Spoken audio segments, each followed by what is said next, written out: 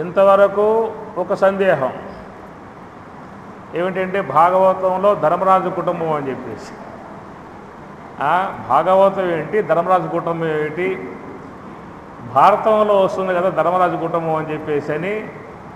కాబట్టి ఏం చెబుతారో చూద్దాం స్వామి గారు. భాగవతంలో ధర్మరాజు కుటుంబం అని చెప్పని ఒక సందేహం మనస్సులో ఉన్నది. ఏడకొచ్చాక ఇంకో సందేహం వల్ల ఆరంభమైంది మా రామారావు గారి ప్రకటనతో.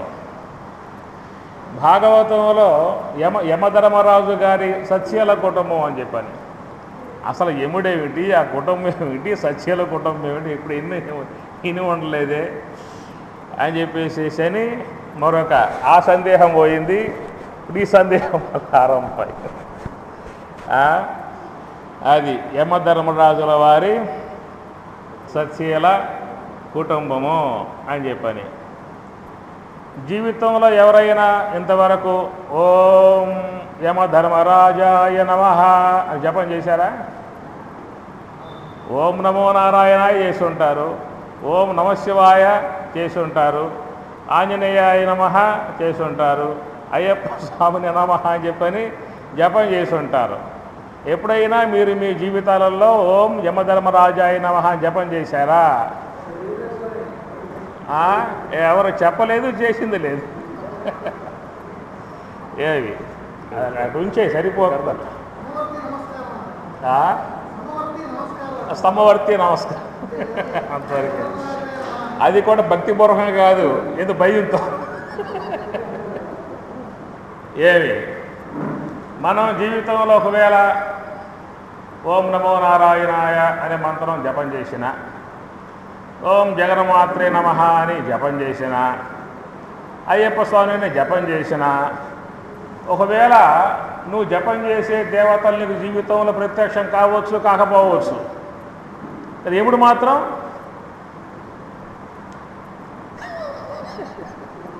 ఆయన వచ్చే తీరుతాడు, ప్రత్యక్షమయ్యే తీరుతాడు అందరికీ. ఏమి యముడు మాత్రం యమదండనం, అది తప్పేది మాత్రం లేదు. ఏ దేవత ప్రత్యక్షమైనా ప్రత్యక్షం కాకపోయినా ప్రతి ఒక్క మానవునికి ప్రత్యక్షంగా కనబడి యమపాశం వేసి తీసుకుపోయే దేవత ఎవరు? యమధర్మరాజు. అందువల్ల పిలిస్తే వచ్చేవాడు శివుడు, పిలవకుండానే వచ్చేవాడు యమధర్మరాజు. ఏవి ఒకవేళ వైకుంఠం నుంచి స్వామివారు ఫోన్ చేశారు, అయ్యా మీ ఇంటికి రేపు పొద్దున్నే సత్య సమేతంగా వస్తున్నా అని చెప్పేశారు. రామారావు గారు, మీకు ఆనందమా దుఃఖమా? మీకు వైకుంఠం నుంచి మా రామారావు గారికి స్వామివారు ఫోన్ చేశారు, రేపు పొద్దున్నే మేమిద్దరం కూడా సంధి సమేతంగా వస్తున్నాము అని ఫోన్ చేస్తే ఆనందమా దుఃఖమా? ఆనందం, పరమానందం. ఆ తర్వాత మరి పరమశివుడు కూడా ఫోన్ చేశాడు, మరి పార్వతి అమ్మవారు మంగళదాయిని గౌరీమాత అమ్మగారితో నేను కూడా రేపు పొద్దున్న మీ ఇంటికి గతి సమేతంగా వస్తానని చెప్పి ఫోన్ చేశాను అనుకోండి. అది మీకు సంతోషమా దుఃఖమా? ఆనందమే కదా. ఆ తర్వాత యముడు ఫోన్ చేశాడు, యమధర్మరాజు ఫోన్ చేశాడు, రేపు మీ ఇంటికి నేను వస్తున్నానని చెప్పేశాడు. అప్పుడేం చేస్తారు మీరు? ఇంటికి తాళ వేసి పరుగులు చేస్తారు. ఏవి లోకంలో యముడంటే అందరికీ భయమే, యమధర్మరాజు అని చెప్పనంటే అందరికీ భయమే. యముడు వస్తున్నాడు అని చెప్పనంటే అందరూ కూడా భయపడి పారిపోతారు. కానీ యమధర్మం మాత్రం అది ఎప్పటికీ ఉండాలి. యముడు కనుక జాలిపడే విధానంగా ఉంటే, ఒకవేళ యముడు గనక జాలిపడే విధానంగా ఉంటే, ఇంటికి వచ్చాడు, చుట్టూ కూర్చున్నారు, ఏడుస్తూ ఉన్నారు. ఎందుకు అబ్బా ఏడిపించడం, వాళ్ళు బాధపడతా ఉన్నారు, దుఃఖిస్తూ ఉన్నారు, అనవసరంగా తీసుకుపోవడం ఎందుకు చెప్పే ఉద్దేశంతో ఆ జాలి గుండి కలిగి ఎవరిని తీసుకుపోకుండా కనుక స్వామి వెళ్ళిపోతూ ఉంటే, ఒకవేళ ఇక మీ కుటుంబాలలో 5 తరాలు, 10 తరాలు, 20 తరాలు, 30 తరాలు, 50 తరాలు అటు మిగిలిపోతాయి. ఇక ఇద్దరికే మనం పోషించలేక అవసరపడుతూ ఉన్నాం. ఈ తరాలు మొత్తం అట్లా ఉన్నాయి అనుకో, 10, 20, 30, 50 తరాలు పోయింది లేక అందరూ ఏడుస్తూ ఉండే, ఎందుకు గాలి గుండె గెలవాడి తీసుకుపోవడం మానేసేసాడు. ప్రతి ఇంట్లో 50 తరాలు 70 తరాలు ఉన్నాయనుకోండి, అప్పుడేం చేస్తారేక ప్రతి ఒక్కరు కూడా తపస్సులో కూర్చుంటారు. ఎవరి కోసం? యమధర్మరాజా రావయ్యా, మేము పోషించలేకపోతున్నాము, వీళ్ళందరినీ ఒక్క పీటున తీసుకుపోమని చెప్పేసి అని మనం ప్రార్థన చేస్తాం. అందుచేత ఉన్నదే లోకంలో యమ అని చెప్పనంటేనే యమధర్మం, ధర్మం నియమంగా పాటించే విధానంలో యమధర్మరాజు అని చెప్పేసి అన్నమాట. ఒకవేళ యముడు గనక ఈ మానవుల యొక్క విషయంలో ఏదన్నా గనక ధర్మం తప్పి అయ్యా ఎంత ఇస్తావు నువ్వు, విడిచిపెట్టేస్తా అని చెప్పనంటే ఇంకొకళ్ళు ఎంత ఇస్తారు? డబ్బున్న వాళ్ళైతే అయ్యా యమధర్మరాజా నీ ఇష్టం, ఎంతైనా రాసుకో, చెక్కు మీద తీసుకుపో అని చెప్పని అంటారు. ఎక్కడా కూడా ఏ విషయంలో కూడా జాలి పడే విధానమే లేదు, రాజీ పడే విధానమే లేదు. వాడు మహాత్ముడైనా, పండితుడైనా, వేమన యోగైనా, బ్రహ్మంగారైనా, రమణ మహర్షి అయినా, చండలుడైనా, పాపిష్ఠైనా, పాపాత్ముడైనా అందరూ కూడా యముని యొక్క విషయంలో ఏమి సమానమే అని చెప్పేశారు. కనుక ఆ యొక్క యమధర్మరాజు యొక్క విధానములో ఉన్నదే సకల జీవుల యొక్క విషయంలో యముని యొక్క విధానము యమధర్మము అని చెప్పని అన్నారు.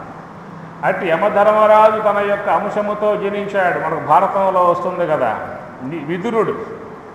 విదురుడు నీకు ఎంతో నీతిని బోధిస్తాడు. మీరు భారతం కనుక అధ్యయనం చేసినట్లయితే భారతంలో మరి భీష్మాచార్యుల వారు చివరిలో శాంతి పర్వాన్ని బోధిస్తాడు ధర్మరాజుల వారికి. మరి అనుక్షణం ఎప్పుడూ కూడా ధృతరాష్ట్రుని వెంబటే ఉంటూ అనేక ధర్మాలు బోధించినటువంటి యొక్క విధానం మనకి భారతంలో గోచరిస్తుంది. సాక్షాత్ యమధర్మరాజు యొక్క మరి అవతారమే విదురుడు అని చెప్పనంటే దానికి కారణం ఏంటయ్యా అని చెప్పనంటే మాండవ్య మహాముని శపించాడు. నువ్వు భూలోకంలో శూద్రయోనులో జన్మించమని చెప్పని శపిస్తాడు మాండవ్య మహాముని. తత్కారణంగా యముడే విదురుడుగా జనిస్తాడు. ఎంతో నీతి, ఎంతో తత్వం, ఎంతో జ్ఞానాన్ని మనకు అందిస్తాడు భారతంలో ఆ రూపకంగా యమధర్మరాజు. అటు యమధర్మరాజు యొక్క అంశగా జనించినటువంటి యొక్క మహానుభావుడే ధర్మరాజు. భారతంలో వచ్చేటువంటి అంశాలుగా చూసినట్లయితే మనం ఏ యొక్క ధర్మాత్ముడుగా కొలుస్తూ ఉన్నామో, ధర్మరాజుగా పిలుస్తూ ఉన్నామో ఆ ధర్మరాజు ఎవరని చెప్పనంటే యమధర్మరాజు యొక్క అంశము. అనగా కుంతీదేవికి జనించినటువంటి యొక్క వాయువు అంశముతో భీముడు, ఇంద్రుని యొక్క అంశముతో అర్జునుడు, యముని యొక్క అంశముతో జనించినటువంటి యొక్క అతనే ధర్మరాజు అన్నమాట. కాబట్టి ఆ ధర్మం యముని యొక్క అంశతో జనించాడు కాబట్టి ఆ ధర్మరాజు జీవితం అంతా కూడా ధర్మముగా జీవించాడు. యమధర్మం, యమ అంటే గొప్ప అని చెప్పి అర్థం. ఆ యమధర్మం మీకు రూపం దాల్చింది ధర్మరాజుగా. జీవితాంతం కూడా ఆయన ఎక్కడా కూడా ఏ పొరపాట్లలో కూడా ధర్మం తప్పకుండా జీవితాన్ని జీవించాడు. ధర్మరాజు అన్నటువంటి యొక్క పదానికి పూర్ణ రూపాన్ని కలగజేశాడు ధర్మరాజు. అయితే ఒక్క విషయంలో మాత్రం చిన్న పొరపాటు జరిగింది. అక్కడ యుద్ధం యొక్క సందర్భంలో అశ్వత్థామ హతః అని చెప్పనే మాట ఒక్క సంఘటన కారణంగా ఆయన నేరుగా స్వర్గలోకంలోకి అడుగు పెట్టాల్సింది యమలోకం యొక్క ద్వారం గుండగా ఆయన పోవాల్సి వస్తుంది. భారతంలో వచ్చేటువంటి యొక్క అంశం ఏమి అయితే ఆ పదం కూడా కృష్ణ పరమాత్మ నువ్వు చెప్పవయ్యా మేము చచ్చిపోతున్నావు అని చెప్పి అన్నాడు. నువ్వు ఒక పదం వాడకపోతే ఆ ద్రోణుడిని జయించే అవకాశం లేదు. అశ్వత్థామ హతః అనేటువంటి యొక్క మాటగా భీముడు వచ్చాడు ముందుకి, నేను చెబుతా అని చెప్పని అన్నాడు. భీముడు వచ్చి మా అన్న చెప్పడు, నేను చెబుతా అని చెప్పని అన్నాడు. నువ్వు చెబితే నమ్మడు ఆయన, నువ్వు చెబితే ఆయన నమ్మడు. కనుక ధర్మరాజు చెప్పినట్లయితే నమ్ముతాడు. ధర్మం తప్పనేవాడు ఏ కళలో కూడా ఏ సందర్భంలో కూడా ధర్మం తప్పకుండా ఉన్నాడు. కాబట్టి ధర్మరాజు ఆ మాట వాడగలిగితే అస్త్ర సన్యాసం చేస్తాడు. దాంతో ఆయన యొక్క విధానం తొలగించుకోవచ్చు, ముందుకెళ్ళవచ్చు అనేటువంటి యొక్క భావన పరమాత్మ.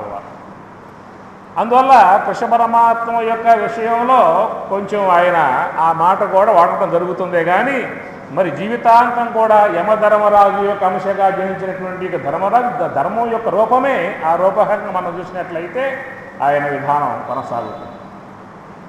ఎంతంటే ధర్మం యొక్క విషయంలో పరీక్ష అని చెప్పానంటే చివరిలో స్వర్గారోహణం చేసినప్పుడు ఆ స్వర్గారోహణములో కూడా చివరిలో కూడా యమధర్మరాజు తన యొక్క అంశముగా ఉన్నటువంటి యొక్క ధర్మరాజు యొక్క నీతిని ధర్మరాజు యొక్క ధర్మాన్ని పరీక్షించేటువంటి యొక్క ఉద్దేశం అప్పుడు కూడా ఆయన వస్తాడు. ఏవి ఆ స్వర్గారోహణం చేస్తూ ఉన్నప్పుడు ఆయనతో అనుగమించేటువంటి యొక్క ద్రౌపది అమ్మవారు ఆమె సొమ్మసిల్లిపోయింది. నకుల సహదేవులు వాళ్ళు సొమ్మసిల్లిపోయారు. అర్జునుడు సొమ్మసిల్లిపోయాడు. భీముడు కూడా పడిపోయాడు. అందరూ రాలేక అనుగమించలేక అసూలు భాషి వాళ్ళు లోకాలు చేరుకున్నారు. కనుక ఆయన వెంబటి ఒక జీవి మాత్రమే నడుస్తూ వచ్చింది, శునకం. ఆ శునకం మాత్రమే ధర్మరాజు అనుగమిస్తూ వస్తే అప్పుడు ఆ సత్యశీలుడే ఉన్నటువంటి ధర్మశీలున్నటువంటి ఆ ధర్మరాజుని సశరీరముతో స్వర్గలోకానికి తీసుకుపోవటానికి ఇంద్రుడు విమానారూఢుడై వచ్చాడు. అయ్యా ధర్మజ, నీవు జీవితం అంతా కూడా ధర్మంగా జీవించావు, నీతిగా జీవించావు, ఎలాంటి పొరపాటు లేకుండా జీవించావు. నీలాంటి వారు స్వర్గలోకానికి సశరీరముతో వచ్చే అర్హత కలిగి ఉన్నారు. సశరీరముగా స్వర్గలోకానికి పోయేటువంటి యొక్క అవకాశం లోకం ఏ ప్రాణికి కూడా ఉండదు. అలా సశరీరముతో పోయేటువంటి యొక్క ఉద్దేశం కలిగి ఉన్నటువంటి త్రిశంకుడు కూడా శాపానికి గురయ్యి ఆయన తిరస్కరింపబడ్డాడు. అలాంటి యొక్క విధానంలో ధర్మరాజు సశరీరముతో స్వర్గలోకానికి తీసుకుపోయేటువంటి విధానంగా ఇంద్రుడు తన యొక్క విమానారూఢుడై వచ్చినప్పుడు మరి అయ్యా నువ్వు ధర్మమూర్తివి, న్యాయస్వరూపుడివి, కనుక నువ్వు సశరీరముగా స్వర్గలోకానికి వచ్చేటువంటి యొక్క పుణ్యం కలిగి ఉన్నావు, అర్హత కలిగి ఉన్నావు, కనుక ఈ యొక్క విమానాన్ని అధిరోహించు, స్వర్గలోకానికి తీసుకెళ్తా అని చెప్పి అన్నాడు. అప్పుడు చెప్పాడు ధర్మరాజు, అయ్యా నన్ను అనుగమించాడు, ఇంతకాలముగా నాతో సహధర్మచారిగా ఉన్నటువంటి నా తమ్ముళ్ళు కానీ భార్య కూడా అందరూ కూడా నన్ను అనుగమించలేక నాతో వారు పర్యటించలేక మధ్యలోనే వాళ్ళు సోలిపోయి అసూలు భాష వెళ్ళిపోయారు.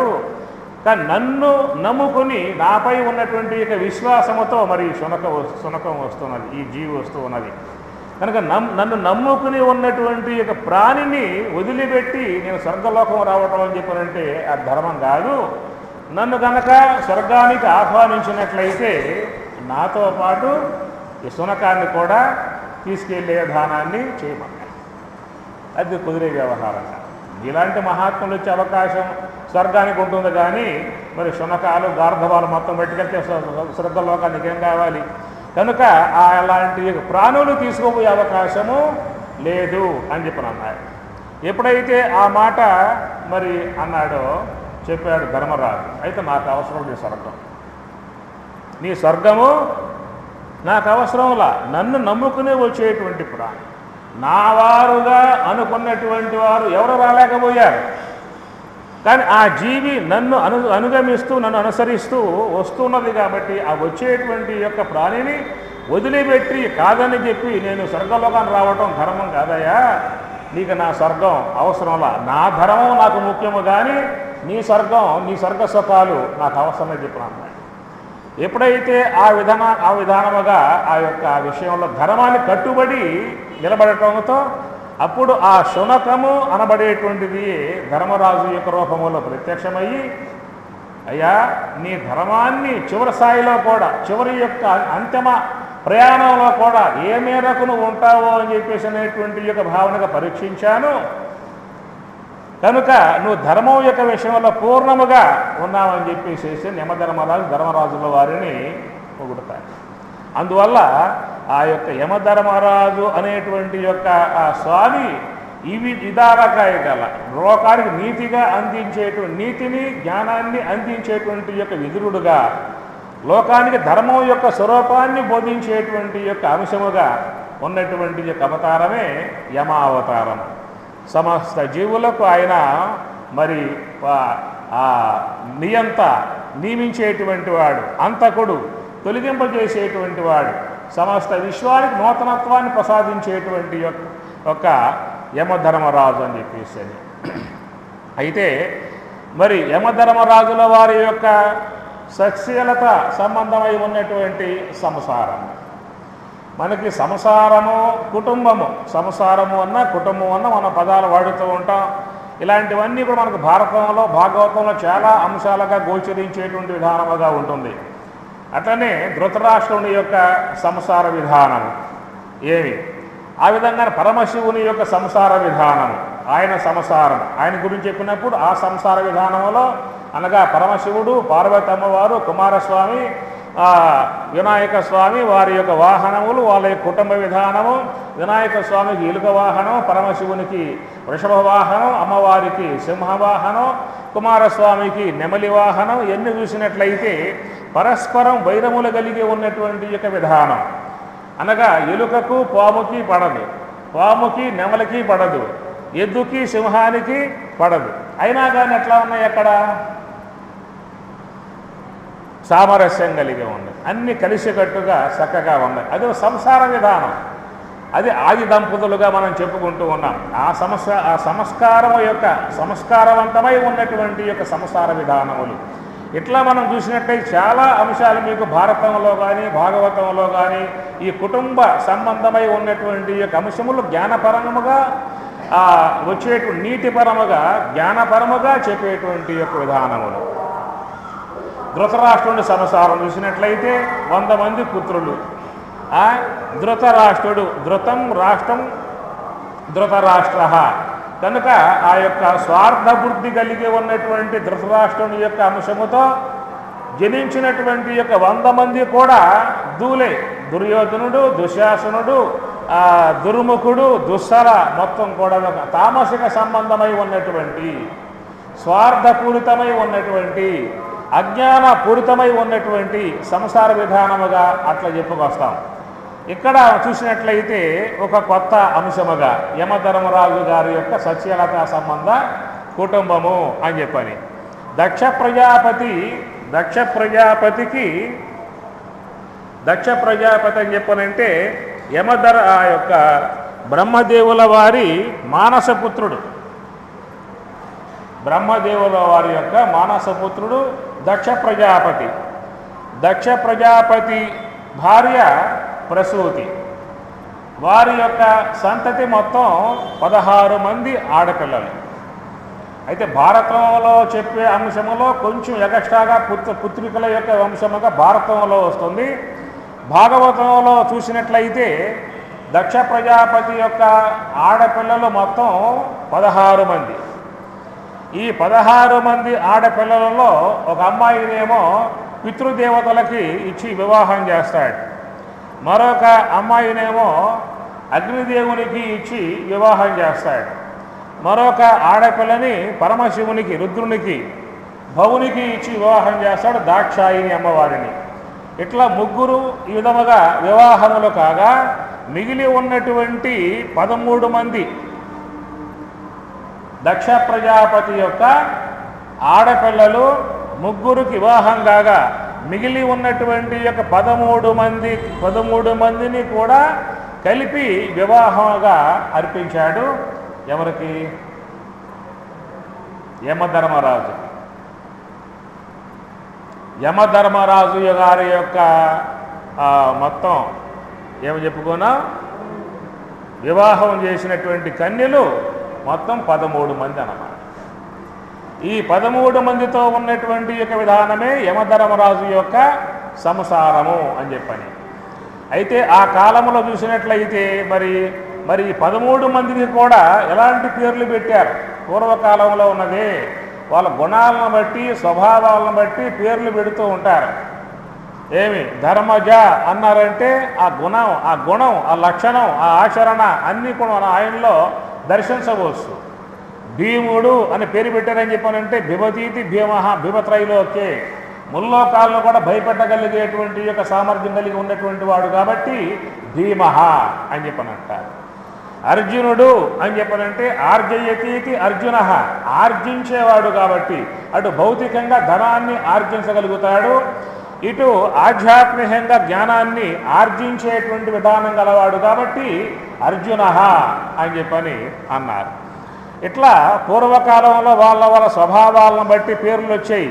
ఇప్పుడు శకుని అని పేరు పెట్టారు. శకునం అని చెప్పనంటే ఆ కౌరవ వంశానికి మహా శకునం. పాండవులు 5 మంది. 5 మంది పాండవులు పరమాత్మ యొక్క ఆశ్రయంలో ఉన్నారు. పరమాత్మ యొక్క ఆశ్రయంలో ఉన్నటువంటి యొక్క పాండవులు 5 మంది కూడా సురక్షితంగా ఉండగలిగారు. 100 మంది కౌరవులు. ఈ 100 మంది కౌరవులు శకునిని ముందు పెట్టుకున్నారు. 5 మంది పాండవులేమో పరమాత్మను ముందు పెట్టుకున్నారు. ఈ 100 మంది కౌరవులు శకునిని ముందు పెట్టుకున్నారు. శకునిని ముందు పెట్టుకున్నటువంటి యొక్క 100 మంది కౌరవులు ఒక్కడ మిగల మొత్తం 100 మంది కూడా చనిపోయారు. ఏ 5 మంది పాండవులు పరమాత్మను ఆశ్రయించారో, పరమాత్మనే దిక్కుగా భావించారు, పరమాత్మనే శరణ్యముగా ఆశ్రయించారో 5 మంది పరమాత్మ ద్వారా రక్షింపబడ్డారు. ఒక నీతి అన్నమాట. ఏమిటని చెప్పనంటే దుష్టులై, తామసికులై, కుతంత్రత గలవారై, దుర్మార్గపు మార్గాల్లో పోయేటువంటి వారిని ఆశ్రయించేటువంటి వారికి కలిగేటువంటి గతి ఇది అనేటువంటి విషయం. సత్యర సంబంధమై భగవదంశ కలిగి మహాత్ములై ఉన్నటువంటి యొక్క వాళ్ళ యొక్క ఆశ్రయంలో ఉన్నటువంటి వారు కాపాడబడతారనేటువంటిది ఒక అంశం. ప్రతి దాంట్లో కూడా చక్కటి నీతి జ్ఞానాన్ని అందించేటువంటి యొక్క పదాలే మనకి గోచరిస్తాయి. ఈ విధముగా యమధర్మరాజు యొక్క మరి ఆ కుటుంబ విధానాన్ని చూసినట్లయితే మనకు మరి ఈ భాగవతంలో వచ్చేటువంటి అంశం అన్నమాట. మరి 13 మంది ఎలాంటి పేర్లు అని చెప్పారంటే మొదటి అమ్మాయి పేరు శ్రద్ధ. 13 మంది మొత్తం కదా. మొత్తం 16 మంది ఆడపిల్లలు. ఈ 16 మంది ఆడపిల్లలలో ఒక అమ్మాయినేమో పితృదేవతలకు ఇచ్చాడు, ఒక అమ్మాయినేమో అగ్నిదేవుడికి ఇచ్చి వివాహం చేశాడు, ఒక అమ్మాయిని భవుడికి పరమశివునికి ఇచ్చి దాక్షాయిని వివాహం చేశాడు. మిగతా 13 మంది కన్యలను యమధర్మరాజుకి ఇచ్చి వివాహం చేశాడు. మరి ఆ కాలంలో వాళ్ళ పేర్లు ఎట్లా ఉన్నాయని చెప్పనంటే ఆ మొదటి అమ్మాయి పేరు శ్రద్ధ. పూర్వకాలంలో మంచి పేర్లు పెట్టేవాళ్ళు. ఇంట్లో ఆడపిల్లలు ఉన్నారంటే లక్ష్మి అంటారు, సరస్వతి అంటారు, గాయత్రి అని పేరు పెట్టుకుంటాం. మరి ఆ దేవతల పేర్లు పెట్టుకోవడం వల్ల ఏమవుతుంది, మనం జపం చేసేటువంటి తీరిక లేకపోయినా, జపం చేసే ఆసక్తి లేకపోయినా, కూర్చొని జపం చేసే విధానం లేకపోయినా మీ ఇంట్లో సంచరించేటువంటి యొక్క లక్ష్మి లాంటి యొక్క మీ కుమార్తె ఆమెకు లక్ష్మి అనే పేరు పెట్టుకుంటే ఆ నామం జపిస్తావు. పార్వతి అని పేరు పెట్టుకున్నావు, ఆ నామాన్ని జపిస్తూ ఉన్నావు. గౌరీ అనే పేరు పెట్టుకున్నావు, ఆ నామాన్ని జపిస్తూ ఉన్నావు. ఇట్లా పూర్వకాలంలో ఒక రూపకంగా జపం అనేటువంటిది ప్రత్యేకంగా చేయకపోయినా మీ కుమారుడికి రామ, మీ కుమారుడికి కృష్ణ, మీ కుమారునికి విష్ణు, మీ కుమారునికి శివ అనే పేర్లు పెట్టినప్పుడు ఆయా పేర్ల ద్వారా మనకి పుణ్యం వస్తుంది. జపం చేయటం వల్ల ఏమవుతుంది, అటు కుమారుణ్ణి పిలిచినట్లు ఉంటుంది, అటు భగవంతుని కూడా జపించినట్లుగా అవుతుంది. కాబట్టి పూర్వకాలంలో కుటుంబాలలో ఇట్లా దేవతా సంబంధమై ఉన్నటువంటి యొక్క పేర్లను పెట్టి పిలిచే విధానం ఉన్నదన్నమాట. అది మరి ఈ భాగవతాదుల్లో వచ్చేటువంటి పేర్లన్నీ కూడా చక్కటి గుణాన్ని తెలియజేసేటువంటి యొక్క పేర్లతో ఆనాటి కాలంలో పిలుస్తూ ఉండేవారు.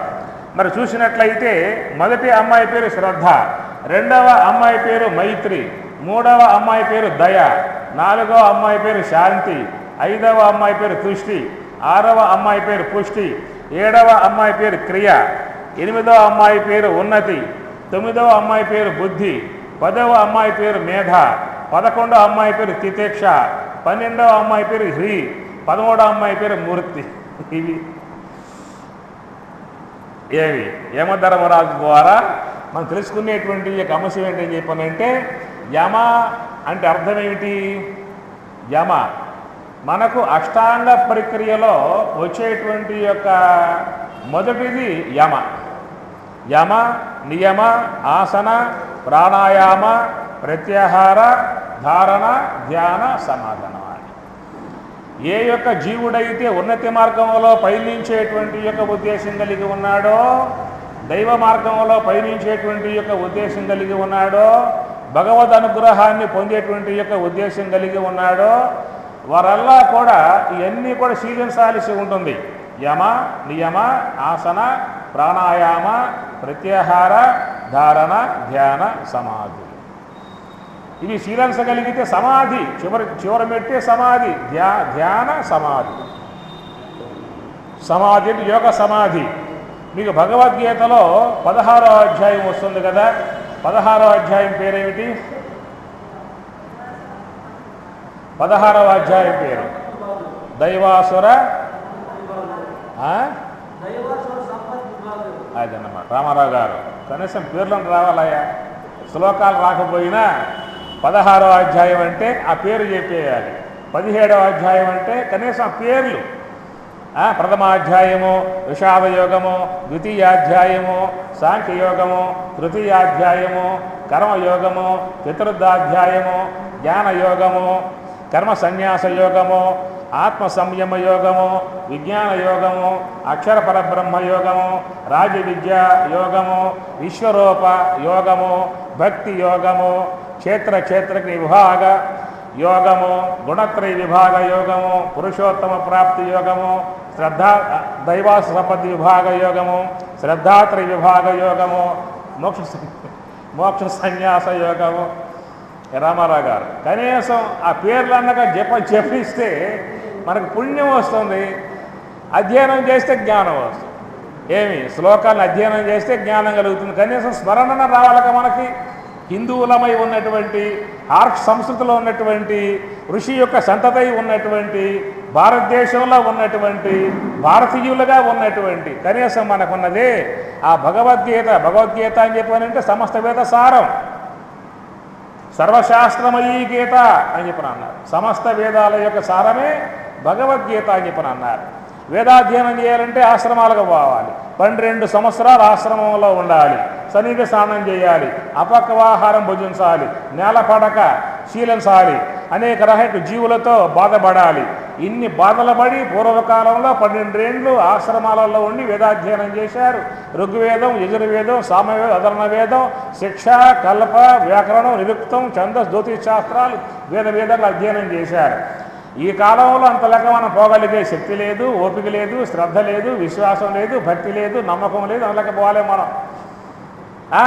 అందుచేత మనకి ఆ వేదములలోకి పోయినించే అవకాశం శ్రద్ధ లేదు. కాబట్టి భగవానుడు కరుణ కలిగి, పరమాత్మ మన పట్ల దయ కలిగి ఏం చేశాడాయా అని చెప్పనంటే ఆ సమస్త వేదాలను పిండి సారభూతముగా మనకు భగవద్గీతను ఒకటి అందించాడు. కనీసం ఆ ఒక్క గీతను అధ్యయనం చేయగలిగితే 4 వేదాలని అధ్యయనం చేసిన పుణ్యం వస్తుంది.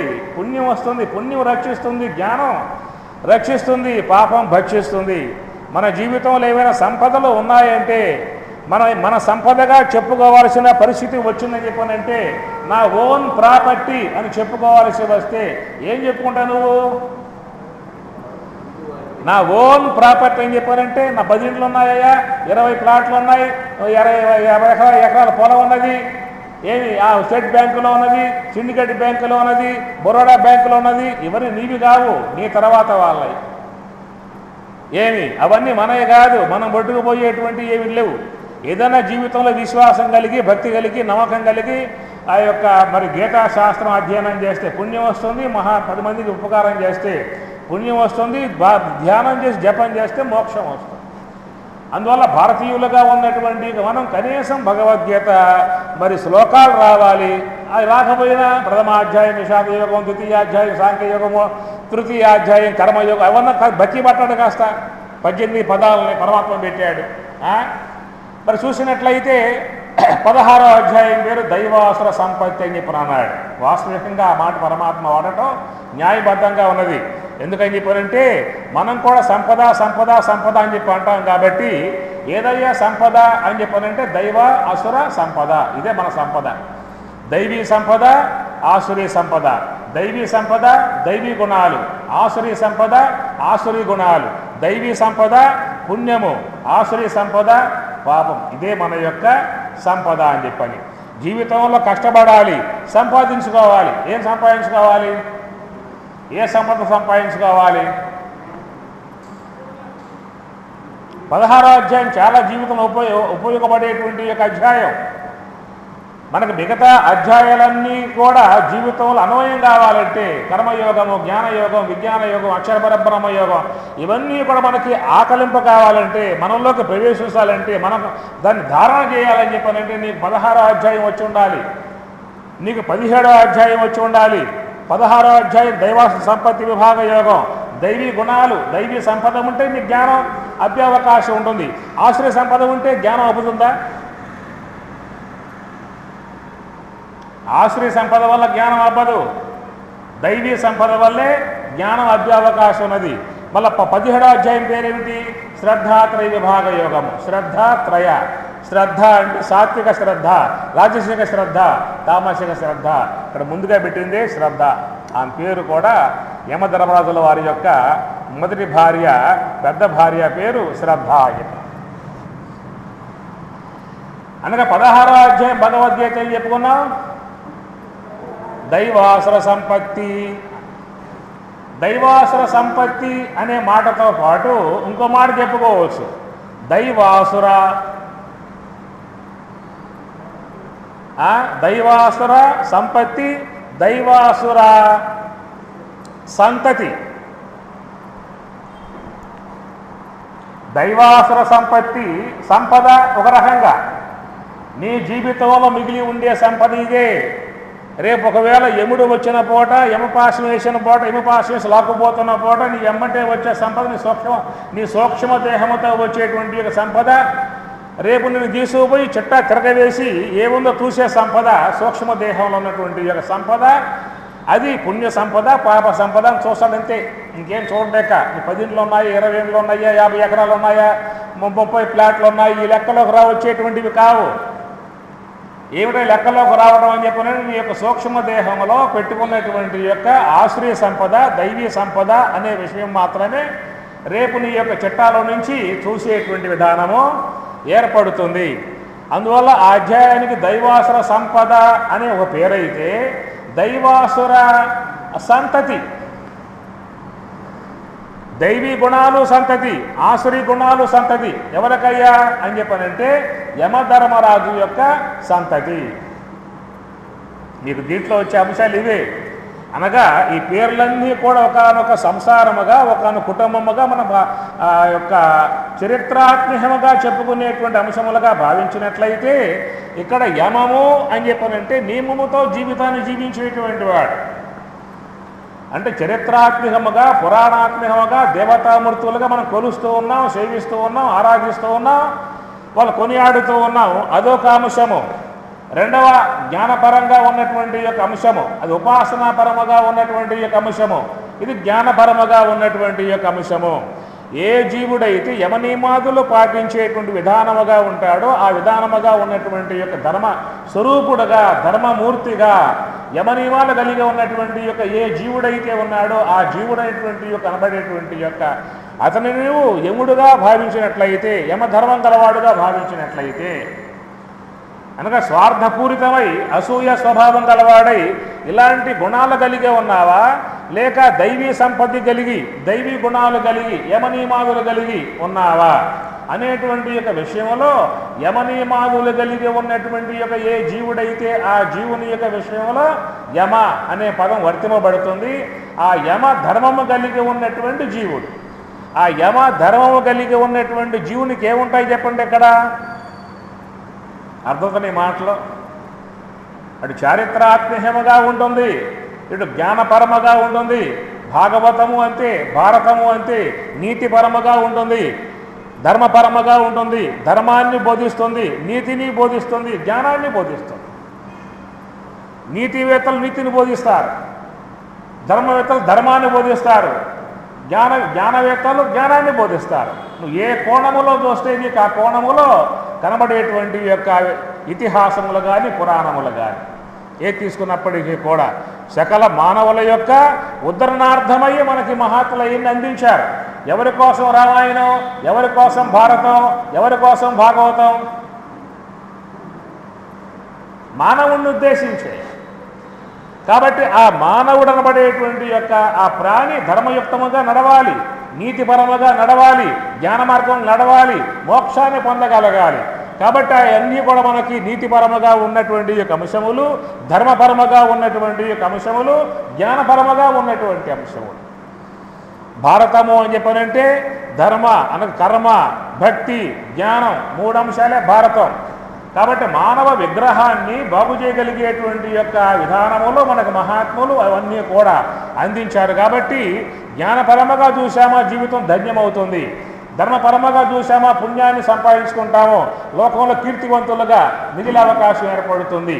ఇవన్నీ కూడా కాబట్టి ఇక్కడ ధర్మరాజు అని చెప్పన్నప్పుడు ఇతిహాసపూర్వకముగా ఉన్నటువంటి దేవతామూర్తులు, యమలోకం ఉన్నదా, స్వర్గలోకం ఉన్నదా, గంధర్వలోకం ఉన్నదా, పితృలోకం ఉన్నదా అనేక ప్రశ్నలు కూడా ఇప్పుడు ఉన్నాయి ఈ కాలంలో. నువ్వు చూసావా స్వర్గలోకం, నువ్వు చూసావు యమలోకం ఉన్నాయని చెప్పి అంటూ ఉన్నారే, ఎవరు చూసారయ్యా ఇన్ని ఉన్నాయని చెప్పేసి అని.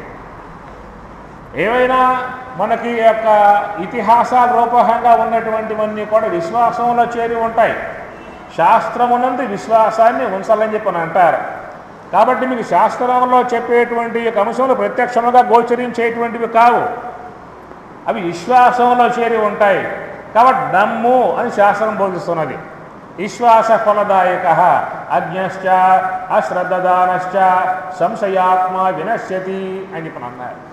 కాబట్టి అవన్నీ కూడా ఉన్నాయి అనేటువంటి యొక్క విషయంలో నమ్మకం కలిగి ఉండాలంతే. నమ్మకం లేని వాళ్ళు, అవిశ్వాసం కలిగి ఉన్నవాళ్ళు వాళ్ళు ఉన్నారు. కాబట్టి నమ్మి ప్రవర్తించేటువంటి వాళ్ళు ఉన్నారు. ఎందుకంటే మానవుని యొక్క విధానంలో ఇవన్నీ కూడా ప్రత్యక్షంగా గోచరించేటువంటివి కావు. చూడండి, స్వప్నలోకం అనే పదం వాడాను కదా, స్వప్నలోకం ఉన్నదా? ఏమంటారు? అర్థమైందా? స్వప్నలోకం ఉన్నదా? ఉందక స్వప్నలోకం అనేది ఉన్నది. ఆ స్వప్నలోకాన్ని నువ్వు చూసేటువంటి యొక్క ఉద్దేశం ఉన్నట్లయితే ఇప్పుడు గోచరిస్తుందా? ఆ ఉన్నటువంటి స్వప్నలోకము ఇప్పుడు గోచరిస్తుందా? ఎప్పుడు గోచరిస్తుంది? నిద్రపోతే. నిద్రపోవటం అంటే దేహం వదిలిపెడితే అని అర్థం. నిద్ర అంటే ఏమిటి? ఈ దేహాన్ని పూర్తిగా వదిలిపెట్టాలి. కాబట్టి ఈ దేహం వదిలిపెడితే గోచరించేటువంటిది స్వప్నలోకం. కేవలం కల్పన మాత్రమే ఉన్నటువంటి నీ స్వప్నలోకం చూస్తానికే నీకు ఈ దేహం వదిలిపెట్టాల్సి వచ్చింది. మరి మిగతా లోకాలు చూసే ఉద్దేశం ఉన్నట్లయితే ఏమి? ఆ స్వప్నలోకం అనేటువంటిది నీకు ఇక్కడ గోచరించదు, అడగబోయి చూసుకోవాల్సిందే. ఒకడు స్వప్నలోకంలో ఉన్నాడు. ఏమి? ప్రతి ఒక్కరు బతక స్వప్నలోకానికి స్వప్నలోకంలో ఉన్నాడు. అక్కడ భార్య, అక్కడ బిడ్డలు, అక్కడ సంసారం, అక్కడ ఇల్లు, వాకిలి, పొలాలన్నీ కూడా అక్కడ కూడా బ్రహ్మాండంగా ఉన్నాయి. ఆ విధంగా ఆ స్వప్నలోకములో సంసారాన్ని శీలించేటువంటి యొక్క అతని దగ్గరికి ఆ గృహస్థుని వద్దకు ఒక సాధువు గారు వెళ్ళాడు. అక్కడ ఎక్కడికి? స్వప్నలోకములో ఉన్నటువంటి వాడి అక్కడ సంసారం, ఇల్లు, వాకిలి, పొలాలు, పుట్ర, మొత్తం పిల్ల, జల్ల, గుడ్డు, గోధ అక్కడ అన్నీ ఉంటాయిగా. ఆ విధముగా స్వప్నలోకములో ఉన్నటువంటి యొక్క అతని వద్దకు ఒక సాధువు గారు ఆడకెళ్ళాడు. అయ్యా మహాత్మా నమస్కారము, ఎక్కడి నుంచి వస్తున్నావు అని చెప్పి అడిగాడు. నేను భూలోకం నుంచి వస్తున్నా అని చెప్పి అన్నాడు. ఏమన్నాడు? నేను భూలోకం నుంచి వస్తున్నా అని చెప్పి అన్నాడు. భూలోకమా? వాడుంది భూలోకం ఉంటాడు వాడు. అంటాడు లేదు చెప్పండి, అంటాడా లేదా? అంటాడా? సాధువులంటే వాళ్ళకి మహిమలు ఉంటాయి, పరకాయ ప్రవేశంతో కూడా పోవచ్చు వాళ్ళు. కాబట్టి ఆ విధముగా స్వప్నలోకంలోకి ప్రవేశించాడు. ఎక్కడి నుంచి వస్తున్నా మహానుభావ అని చెప్పనంటే భూలోకం నుంచి వస్తున్నా అని చెప్పి అన్నాడు. ఏడుందా భూలోకం? ఎప్పుడు చూడలేదు భూలోకాన్ని అంటాడు వాడు. అంటా లేదా? నువ్వే అంటావుగా, ఏడుందో భూలోకం అని చెప్పి అంటాడు. ఒరే పిచ్చోడా, భూలోకంలో నీ భార్య ఉన్నది, నీ బిడ్డలు ఉన్నారు, నీ ఇల్లు ఉన్నది, నీ వాకిలు ఉన్నది, నీ ఆస్తి బాస్తులు ఉన్నాయి, అన్నీ కూడా నీ భూలోకంలో ఉన్నదని చెప్పినంటే అడిగి ఉంటాడు. ఎప్పుడు అంటే భూలోకం కూడా ఉన్నది, అక్కడ నాకు భార్య ఉన్నది, అక్కడ నా బిడ్డలు ఉన్నారు, ఏమిటో కల్పన అని చెప్పిన అంటాడు. అంటే ఏ లోకములో ఉన్నటువంటి వాడికి ఆ లోక సంబంధ జ్ఞానమే ఉంటుంది. నువ్వు స్వప్నలోకంలో నువ్వు ఉన్నప్పుడు ఆ స్వప్నలోకంలో ఒక మహాత్ముడు వచ్చి నీకు నీ భార్య బిడ్డలు అందరూ కూడా భూలోకంలో ఉన్నారా అని చెప్పని నమ్ముతావు నువ్వు? నమ్ము. ఎందువల్ల ఆ లోకంలో ఉన్నటువంటి వాడికి అవి సత్యములు, ఈ లోకంలో ఉన్నటువంటి వాడికి ఇవి సత్యములు. ఏ లోకములో ఉన్నవానికి అవే సత్యములుగా భాషించేటువంటి విధానం. ఆ విధముగా అనేక లోకముల యొక్క సంబంధ విషయమంతా కూడా నీ యొక్క దృష్టికి పరమాత్మ ఎవడు, ఎక్కడెక్కడ ఎవరెవరు దేహములు సాధించి వాళ్ళు ప్రయాణం చేస్తారో ఆ ప్రయాణం చేసేటువంటి జీవులకు ఆయా లోకాలలో ప్రవేశించే విధానమైనటువంటిది ఏర్పడుతుంది.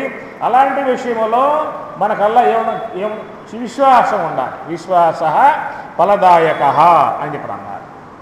అట్లాగా భారతం కానీ భాగవతం కానీ రామాయణం కానీ అన్నీ కూడా మానవుని యొక్క ఉద్ధరణ నిమిత్తముగా ఆ యొక్క ఇతిహాసాల రూపంగా మనకేం చేశారని చెప్పారంటే నీతిని, ధర్మాన్ని, జ్ఞానాన్ని అందించే విధానాలలో చూసినట్లయితే ఇక్కడ ఈ అంశాన్ని ఇక్కడ మనం చూసినట్లయితే ఒక పారమార్థిక అంశం అన్నమాట.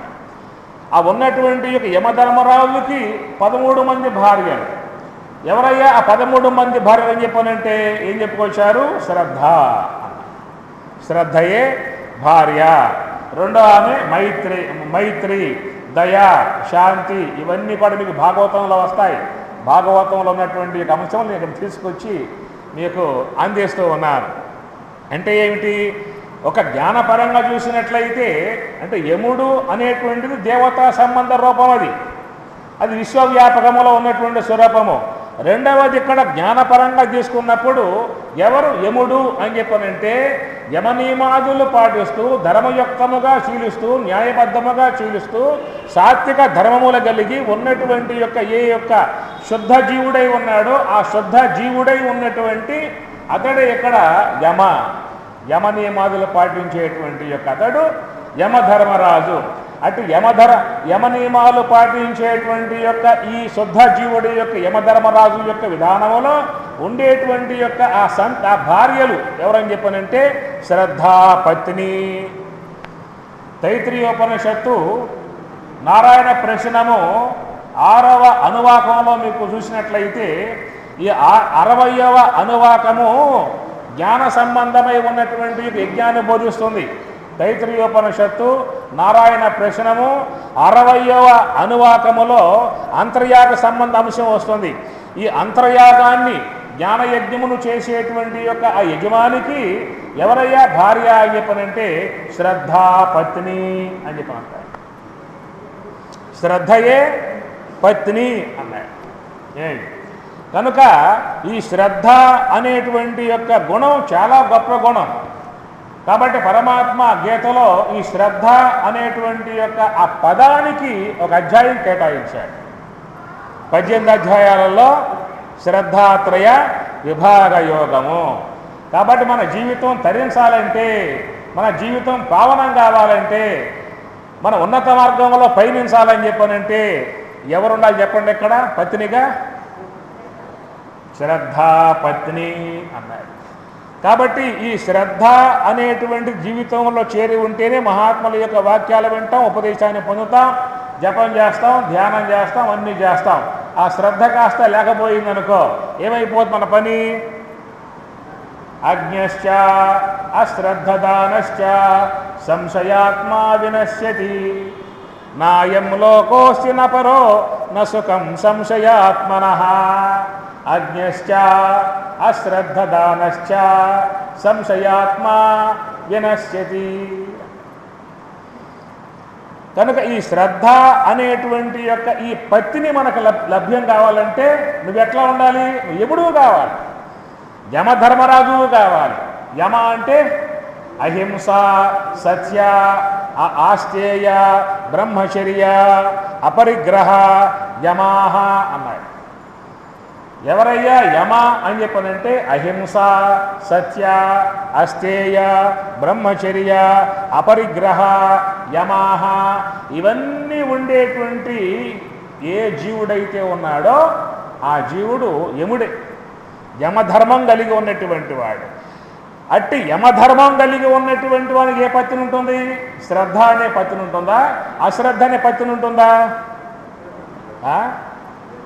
రామారావు గారు శ్రద్ధ పత్ని అన్నారు. శ్రద్ధావాన్ లభతే జ్ఞానం తత్పర సంయతేంద్రియ జ్ఞానం లబ్ధ్వా పరాం శాంతిం అచిరేనాధిగచ్చతి. శ్రద్ధావాన్ లభతే జ్ఞానం. ఎవరయ్యా జ్ఞానాన్ని పొందేది అని చెప్పనంటే పరమాత్మ ఏమన్నాడు? శ్రద్ధావాన్ లభతే జ్ఞానం. ఆ శ్రద్ధ కూడా పూర్ణమైన శ్రద్ధ ఉండాలి, సాత్వికవంతమై ఉన్న శ్రద్ధ ఉండాలి, అపనమ్మకం కాని శ్రద్ధ ఉండాలి, పూర్ణ విశ్వాసం గల శ్రద్ధ ఉండాలి. శ్రద్ధగానే వింటాం, గేడు దాటామంటే ఏదో స్వాములు చెబుతారు కానీ అవన్నీ ఎక్కడ వాస్తవాలు? ఏదో మనకి ఉన్న కాబట్టి సత్సంగాన్ని పోయి కూర్చున్నాం కాసేపు, మనం టైం కాస్త గడిచింది పూట. కనుక అలాంటి అపనమ్మకాలతో అవిశ్వాసాలతో చేరి ఉన్నటువంటి వాడు దాన్ని పూర్ణముగా ఆ ఫలితాన్ని పొందే అవకాశము లేదు. పూర్ణముగా సాత్వికవంతముగా విశ్వాసరూపముగా ఉన్నటువంటి యొక్క శ్రద్ధ అయితే ఉన్నదో ఆ శ్రద్ధ పూర్ణముగా ఉండాలి. ఒక గురువు గారు చెట్టు కింద కూర్చుని సంధ్యావందనం చేస్తూ ఉన్నాడు.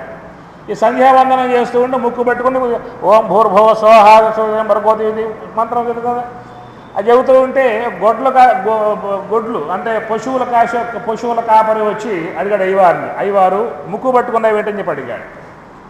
ఇవన్నీ చెప్పాలంటే చాలా టైం తీసుకుంటుంది. ఇక చెప్పిన వాడికి అర్థం సాగు. ఏమి లేదురా నీకు అర్థం కాదురా పోరా అని చెప్పని అంటాడు. అయ్యగారు నేను చెబితేనే పోతా అని చెప్పి అంటాడు వాడు. ఏమి లేదురా ఈ గట్టిగా ముక్కు పట్టుకుంటే దేవుడు ప్రత్యక్షం అవుతాడురా అని చెప్పని అన్నాడు.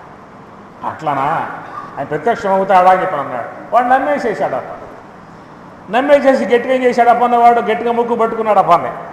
గట్టిగా పట్టుకోవడంతో పూర్ణ విశ్వాసం వాడు, పూర్ణ నమ్మకం. చెప్పాడు అయ్యవారు అని వస్తాడుగా అనే ఉద్దేశం గట్టిగా ముక్కు బిగి పెట్టేస్తే పరమాత్మ జాలి పడ్డాడు. వస్తాడు వీడు ముక్కు బిగబెట్టి కూర్చోని చెప్పేసి అని పరమాత్మ కాస్త ప్రత్యక్షం అయ్యాడు. అయినా ముక్కు వదలరా చచ్చిపోతారని చెప్పి అన్నాడు. నువ్వెవరని చెప్పి అన్నాడు. నేను దేవుడు రా అని చెప్పి. నువ్వు దేవుడు నమ్మకం ఎట్లా? నువ్వు దేవుడు అంటానికి నమ్మకం ఎట్లా నాకు? లేదురా నేను దేవుడిని రా అని చెప్పి అన్నాడు. అట్లా కాదు, మా అయ్యవారు కనుక దేవుడు అని చెప్పానంటే నేను నమ్ముతానని చెప్పని అన్నాడు. సరే నువ్వు వెళ్ళమాక, మా అయ్యవారు తీసుకొస్తా, ఆయన దేవుడు అంటే నేను దేవుడిగా నమ్ముతా అని చెప్పని అన్నాడు. ఆ పనే వీడు పోయాడు, అయ్యవారు చెప్పాడు స్వామి దేవుడు వచ్చాడని చెప్పని అన్నాడు.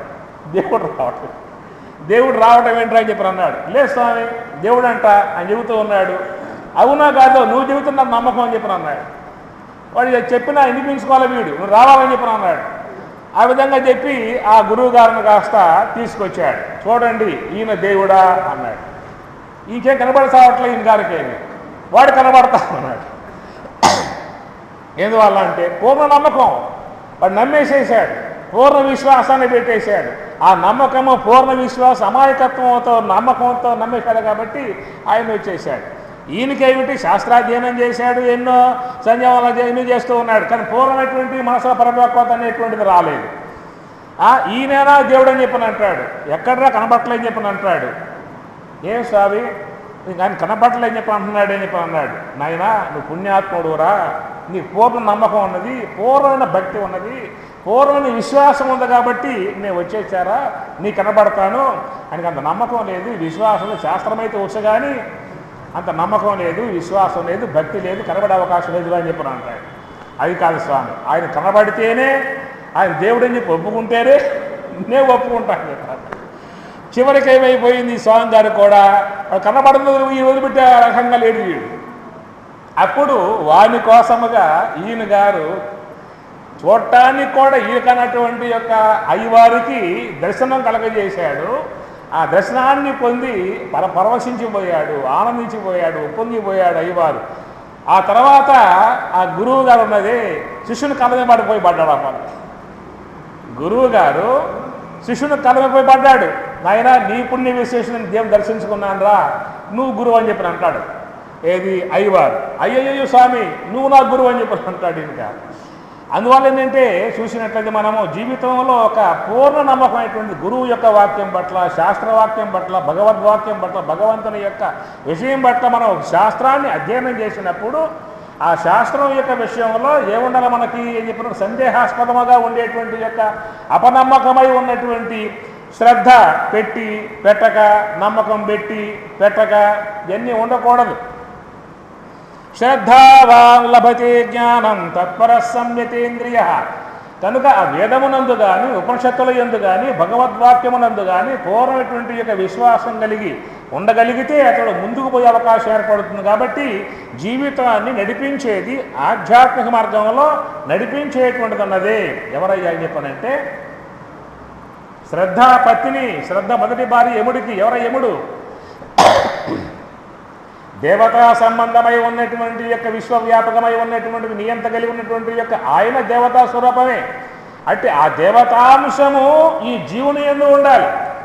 ఏ యొక్క ధర్మమే స్వరూపముగా, న్యాయమే స్వరూపముగా, నీతియే స్వరూపముగా, దేనికి లొంగనివాడుగా ఉన్నటువంటి యొక్క యమత్వం ఉన్నదో, ధర్మత్వం ఉన్నదో, ఆ ధర్మత్వము యమత్వము నీ యందు ఉండగలిగితే నీవే యముడివి, నీవు యమధర్మరాజువి.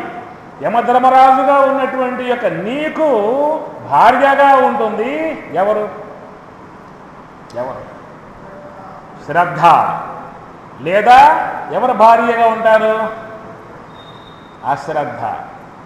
శ్రద్ధ అనేది భార్యగా ఉన్నట్లయితేట ఆ శ్రద్ధ అనేటువంటి యొక్క అమ్మవారికి బిడ్డ పుట్టాడు. ఆ బిడ్డ పేరు ఏమిటంటే శృతం.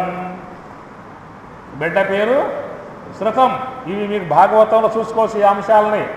భాగవతము 4వ స్కందములో ఈ అంశాలు ఉన్నాయి. శ్రద్ధ అనేటువంటి యొక్క ఆమెకు ఓ బిడ్డ కలిగాడు. ఆ బిడ్డ పేరేమిటి? శృతం. శృతం అంటే వినటం. ఎప్పుడు విషయాన్ని వింటావు చెప్పండి? శ్రద్ధ ఉన్నవాడే విషయాన్ని వినే అవకాశం ఉంటుంది. కాబట్టి శ్రద్ధకు బిడ్డగా ఉన్నటువంటిది శృతం. బాగా శాస్త్రాన్ని వినాలి. ఏమి శ్రవణ పుటములున్న సార్థక్యమేమిరా, వినగవలయు పెద్దలు అనేటివన్నీ, వినగ వినగ నీకి విషదంబులవు సుమ్ము, విశ్వదాభిరామ వినురవేమ. శ్రవణ పుటములున్న సార్థక్యమేమిరా. ఎందుకయ్యా చెవులు ఉన్నాయని చెప్పానంటే, ఎందుకు చెవులు ఉన్నాయి? లోకవార్తలకు మరగి కర్ణముల మీ కథలు విననేరను, ఏకరని భవజలనిధి తుదముట్ట నీదుదును నారాయణ. లోకవార్తలకు మరగి మనకున్నటువంటి చెవుల ద్వారా లోక సంబంధమై ఉన్నటువంటి విషయాలు వినేందుకు ఇష్టపడుతూ ఉన్నామా?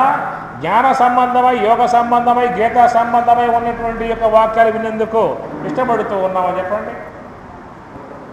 మన చెవులు దేనికోసం వినియోగిస్తూ ఉన్నాం? ఎక్కువ శాతం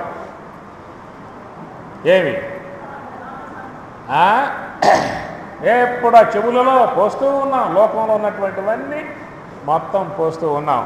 కాబట్టి మన యొక్క ఆ చెవులట ఎలా ఉండాలయ్యా అని చెప్పనంటే భగవత్ సంబంధమై, జ్ఞాన సంబంధమై, యోగ సంబంధమై ఉన్నటువంటి యొక్క విషయాలు గనక మనం బాగా విన్నట్లయితే మన మనస్సులో జ్ఞాన సంబంధమై ఉన్నటువంటి సంస్కారం బాగా చేరే అవకాశం ఉంటుంది. ఏమి 2 ఉన్నాయి దేహాలు చెప్పుకొచ్చే గతంలో కూడా. ఒకటి స్థూల దేహము, ఒకటేమో సూక్ష్మ దేహము అని చెప్పని అంటారు. స్థూల దేహం అనేటువంటిది కొద్ది కాలం మాత్రమే ఉంటుంది. సూక్ష్మ దేహం అనేటువంటిది చిరకాలము ఉంటుంది. నీతో అనంతకాలము కలిసి నీతో ప్రయాణం చేసేటువంటి యొక్క వస్తువు సూక్ష్మదేహము. కాబట్టి ఆ సూక్ష్మదేహములో పెట్టేటువంటి యొక్క సంపద 3 రకాలుగా ఉంటుంది. సాత్విక సంబంధమై ఉన్నటువంటి యొక్క సంపద, రాజసిక సంబంధమై ఉన్నటువంటి యొక్క సంపద, తామసిక సంబంధమై ఉన్న సంపద. దేంట్లో పెట్టుకున్నాం? సూక్ష్మదేహంలో పెట్టుకుంటూ ఉన్నాం. ఈ స్థూల దేహానికి సంబంధించి ఉన్నటువంటి సంపదలన్నీ కూడా ఈ స్థూల దేహం పేరు మీద ఉంటాయి. ఈ స్థూల దేహం ఉన్నంత వరకు ఈ స్థూల దేహముతో సంబంధం కలిగి ఆ సంపదలు ఉంటాయి. ఈ స్థూల దేహం రాలిపోయిందనుకో ఈ దేహంతో పాటే ఆ సంపదలన్నీ కూడా రాలిపోతాయి, ఉండవు, ఈ దేహంతో పాటే పోతాయి. కాబట్టి ఈ దేహానికి ఉన్నది ఏమిటయ్యా అంటే మూడే చెప్పారు. ఏవి? కౌమారం, యవ్వనం, జరా. కౌమారం ఎన్నున్నాయి దేహానికి? మూడవస్థలు. బాల్యావస్థ, యవనావస్థ, వృద్ధాప్యావస్థ అన్నారు. మూడవస్థలే ఉన్నాయి, నాలుగో అవస్థ అనేటువంటిది లేదు. కౌమారం, యవ్వనం, జరా అని చెప్పని అన్నారు. ఏమి? బాలస్తావతు క్రీడాసక్తః తరుణస్తావతు తరుణీసక్తః వృద్ధస్తావతు చింతాసక్తః పరే బ్రహ్మణి. పరే బ్రహ్మణి గోపనిసక్తః శంకరాచార్యుల వారు. ఆటల పాటల బాల్యము గడుసును ఆపై యవ్వనమబ్బునురా చీటికి మాటికి చింతజేతువిక శ్రీహరినెప్పుడు దలతువురా హరి హరి హరి హరి గోవిందాయని స్మరణము జేయర మూఢమతే అరయగయమునకు నడ్డమెని వ్యాకరణము దెల్పగ మందమతే. ఆటల పాటల బాల్యం పోయి, విషయాల ఎందు ఆసక్తితో యవనం పోయి, చింతలతో వృద్ధాప్యం పోయి. ఉన్నదే మనకు మూడు. ఏమి? మూడే అడుగులు అన్నారు. మూడు నాళ్ళ ముచ్చట అని చెప్పి అన్నారు. తండ్రి దేహం సాధించిన తర్వాత కుమారుడు కూడా కొండ భుజాన్ని వేసుకొని 3 రౌండ్లే వేస్తాడు, 4 రౌండ్లు వేయడు వాడు. ఆ ఘటానికి కూడా బెద్దం పొడుస్తారు, ఆ నీరు కారిపోతూ ఉంటుంది, ఆ దేహం చుట్టూ 3 రౌండ్లు వేస్తాడు. ఏమిటా కొండ, ఏమిటా దార, ఏమిటా 3 అడుగులు అని చెప్పనంటే ఈ ఘటమే దేహం, మట్టి ఘటం, మట్టి కొండ ఈ దేహం. ఆ జారిపోయే కారిపోయే జలమే ఆయువు తరిగిపోతున్నది. మనకు ఆయువు పెరగటం వల్ల ఆయువు తరిగిపోతున్నది. 60 ఏండ్లు వచ్చాయంటాం, 70 ఏండ్లు వచ్చాయంటాం. వచ్చాయా పోయాయా? రాలా, భ్రాంతిలో ఉన్నాం. వచ్చాయని చెప్పి అంటూ ఉంటాం, ఏం రాలేదు, పోయాయి. ఆ కొండ ఖాళీ అయిపోతున్నది, ఆ ఘటం అడుగుపోయి జలం అంతా అది కారిపోయిందా, కొండ కింద పడేశాడు, ముక్కలేగిపోయింది, మట్టిలో కలిసిపోయింది. 3 రౌండ్లు వేశాడు. బాల్యం 1 రౌండు, యవనం 1 రౌండు, వృద్ధాప్యం 3వ రౌండ్. ఇంకో రౌండ్ ఉందా? 3 రౌండ్లే. మనం కూడా ఇప్పుడు ఎన్ని రౌండ్లో ఉన్నాము? మన సంగతి చూసుకున్నట్లయితే 1 రౌండ్ అయిపోయింది, 2వ రౌండ్ కూడా అయిపోయింది, 3వ రౌండ్ సగం అయిందో, 30వ భాగం అయిందో. మరి ఆ దేహం కాస్త పోయిందనుకో మన పరిస్థితి ఏమిటి చెప్పే అవకాశాలు లేవేక. అందుచేత ఈ దేహం పోవటానికి ముందే, దేహంలో శక్తి ఉన్నప్పుడే, ఓపిక ఉన్నప్పుడే, ఇంద్రియ పాఠవం బాగా ఉన్నప్పుడే, కళ్ళు చూపు ఉన్నప్పుడే, శక్తి బాగా ఉన్నప్పుడే భగవద్ధ్యానం చేయవయా, ధ్యానం చేయి, యోగము చేయి, పరమాత్మని స్మరించు, చింతించు, మోక్షాన్ని సంపాదించుకోమని చెప్పి అన్నారు. మన వాళ్ళు ఏమంటారని చెప్పి ఇప్పుడు కాదులేండి, చాలా టైం ఉంది దానికి. ఇప్పుడేమిటి ఆ యొక్క యోగం, ఇప్పుడేంటి ధ్యానం, ఇప్పుడు పరమాత్మ ధ్యానం ఏమిటి? చాలా ఇంకా వయసు ఉన్నది, చాలా అనుభవించాల్సి ఉన్నది, ఎన్నో భోగాలు పొందాల్సి ఉంటుంది. ఎప్పుడో మనసంలో పడ్డప్పుడు, మూలుగుతూ ఉన్నప్పుడు అప్పుడు చేసుకోవాలి కదా. ఇప్పుడు శాతం చెప్పింది ఆ విషయం కాదయ్యా. శ్రద్ధ అనేటువంటి యొక్క భార్యను సంపాదించుకో జీవితంలో. ఏం సంపాదించుకోవాలి? నువ్వు యముడు కావాలి. యమ అంటే ఏం చెప్పాను? అహింస, సత్య, అస్థేయ, బ్రహ్మచర్య, అపరిగ్రహ, ఇవన్నీ చాలా గొప్ప అర్థాలు. అవన్నీ తీసుకుంటే మళ్ళా ఈ టైం సాలదు మీకు. మళ్ళీ అక్కడ ఇలాంటి గుణములు కలిగి, లక్షణాలు కలిగి ఉన్నటువంటి యమ ధర్మం, మోక్ష ధర్మం. ధర్మాన్ని వేడకుండగా మోక్ష ధర్మాన్ని గట్టిగా పట్టుకుని ఉన్నటువంటి యొక్క ఏ జీవుడైతే ఉన్నాడో అట్టి జీవుడే యమపాలన, ధర్మపాలన చేసేటువంటి యొక్క ఆ జీవునికి మాత్రమే వీళ్ళు పత్నిగా వచ్చే అవకాశం ఉంటుంది. వీళ్ళు పత్నిగా వస్తారు మీకు. ఎవరు పత్నిగా వస్తారు? శ్రద్ధ అనే ఆమె నీకు పత్నిగా ఉంటుంది. ఎట్లయితే నీలో ఆ శ్రద్ధ అనేటువంటి భార్య పత్ని అవుతుందో ఆమె వల్ల కలిగే పుత్రుడు శ్రుతం అనే పుత్రుడు పుడతాడు. ఎవరా శ్రుతం? శాస్త్రాన్ని వినేటువంటి శ్రుతం. బాగా విషయాన్ని వినాలి, బ్రహ్మ విద్య వినాలి, జ్ఞాన విషయాన్ని వినాలి. ఉపనిషత్తులు, భగవద్గీత, బ్రహ్మసూత్రములు, యోగశాస్త్రం, యోగ వాసిష్టం, నైష్కర్మ సిద్ధి, వేదాంత పంచదశి, వృత్తి ప్రభాకరం, విచార సాగరం, ఎన్ని గ్రంథాలు మహాత్ములు ఇవ్వలేదు.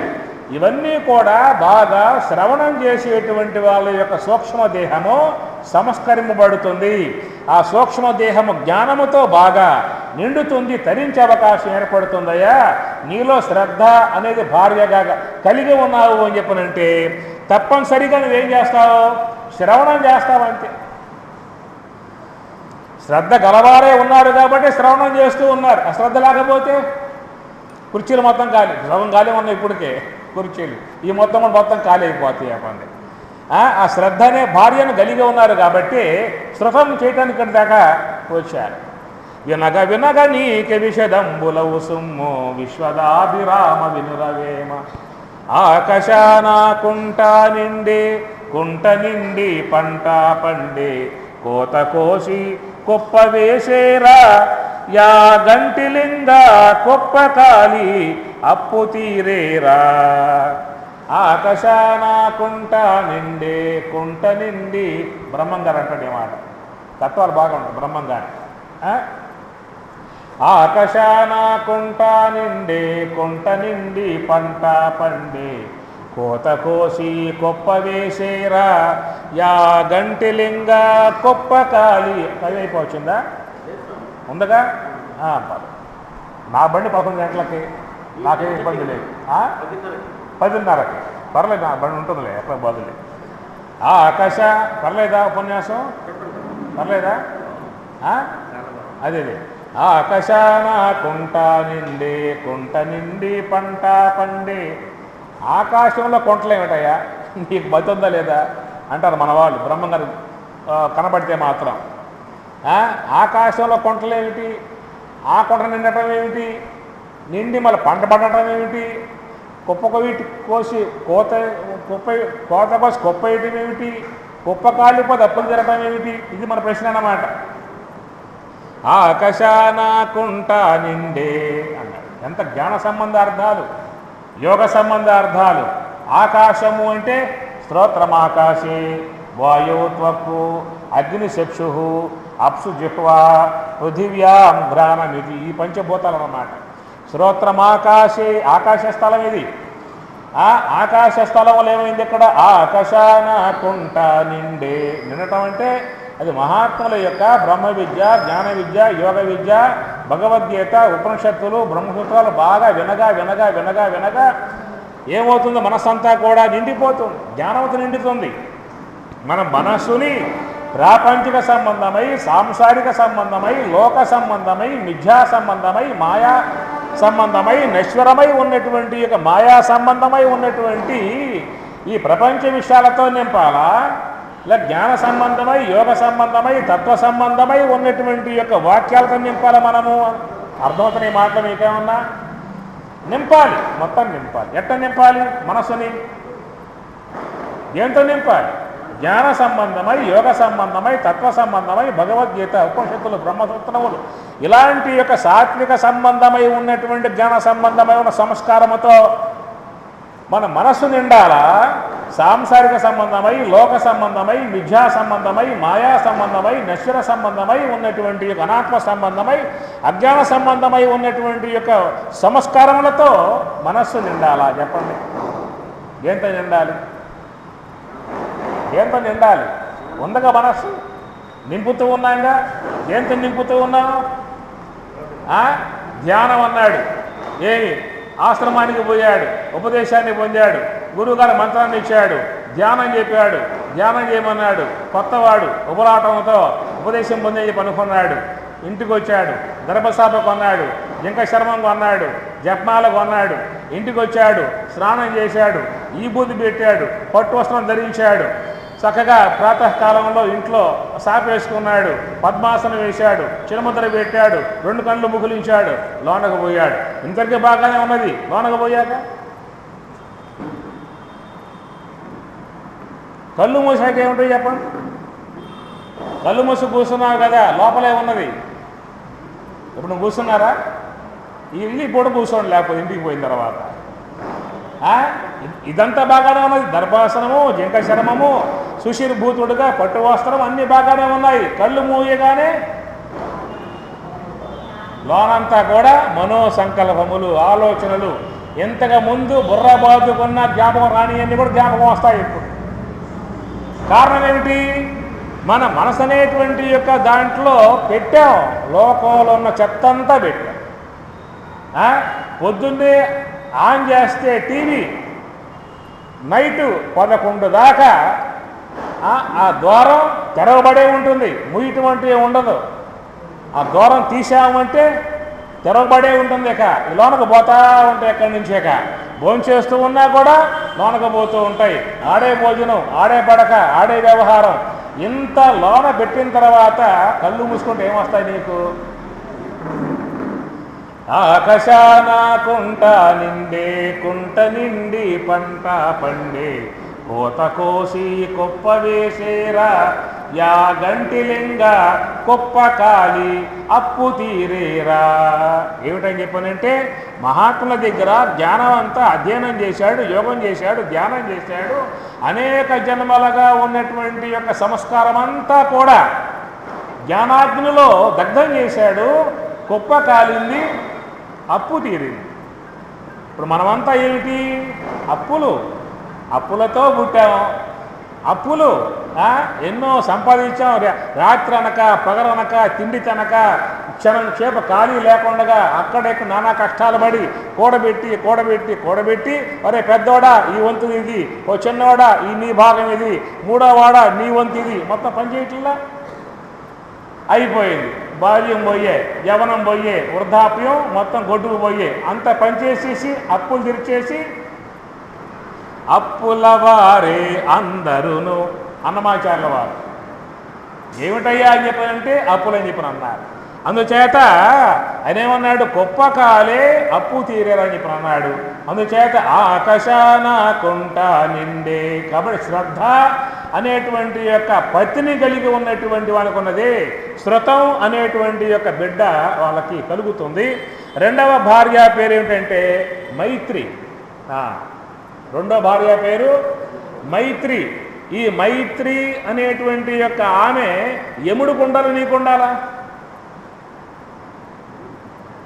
ఎవరికి ఉండాలి? యమునికి కూడా భార్య ఆమె ఉన్నది, నీకు కావాలి. మైత్రి కావాలి. మైత్రిత్వం, మైత్రి అంటే మిత్రత్వ భావన. సకల జీవుల పట్ల ఏముండాలని చెప్పానంటే మిత్రత్వ భావన కలిగి ఉండాలి. అద్వేష్ట సర్వభూతానాం మైత్రః కరుణః ఏవచ నిర్మమః నిరహంకారః. ఎన్నో అధ్యాయం రామారావు గారు. అమ్మగారు స్వామి చెప్పండి మీరు రేపటి నుంచి శ్లోకాలన్నీ కూడా. అద్వేష్ట సర్వభూతానాం మైత్రః కరుణః ఏవచ. భగవద్గీత 12వ అధ్యాయము భక్తి యోగములో పరమాత్మ భక్తి అనేటువంటి బోర్డు పెట్టాడు. ఆయన అక్కడ బోధించాడు. మనం భక్తులం అంటే ఏం చేస్తాం? నామాలు పెట్టేస్తాం, ఈ బుద్ధి పెట్టేస్తాం, పట్టు వస్త్రం కడతాం, ఎర్ర వస్త్రం కడతాం, ఏవో కడతాం. ఎన్ని కడితే భక్తుడు కాదురా నువ్వు. నీ ఆచరణ, నీలో ఉన్న గుణాలు చూసుకోవసరని చెప్పి అన్నాడు.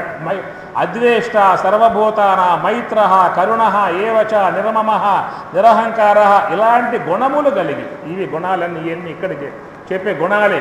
ఇలాంటి గుణములు కలిగి ఉంటే నువ్వు భక్తుడు. కానీ నేను నామం పెట్టే కాబట్టి భక్తుడిని, అడ్డబొట్టు పెట్టే కాబట్టి భక్తుడిని, ఇదంతా కాదు. ఇవన్నీ కూడా లోక ఆచారంలో బొట్టు పెట్టుకోవాల్సిందే. సదాచార సంపన్న విధానంగా ఉండేటువంటి విధానం. ఆ బొట్టు పెట్టడం వల్ల ఏమవుతుంది? ముఖానికి అందం.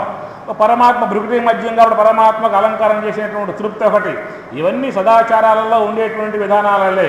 కాబట్టి భక్తి అని చెప్పన్నప్పుడు పరమాత్మ నీకు భక్తి యోగములో 12వ అధ్యాయంలో భక్తి యొక్క సంబంధాన్ని అంశాన్ని బోధించేటప్పుడు పైన ఉన్నటువంటి ఆకార స్వరూపాన్ని ఆయన ఆడ చెప్పుకోరాల.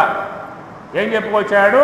నీ లోన ఉన్నటువంటి ఆ గుణములు కలిగి ఉన్నట్లయితే నువ్వు భక్తుడివి అని చెప్పి అన్నాడు.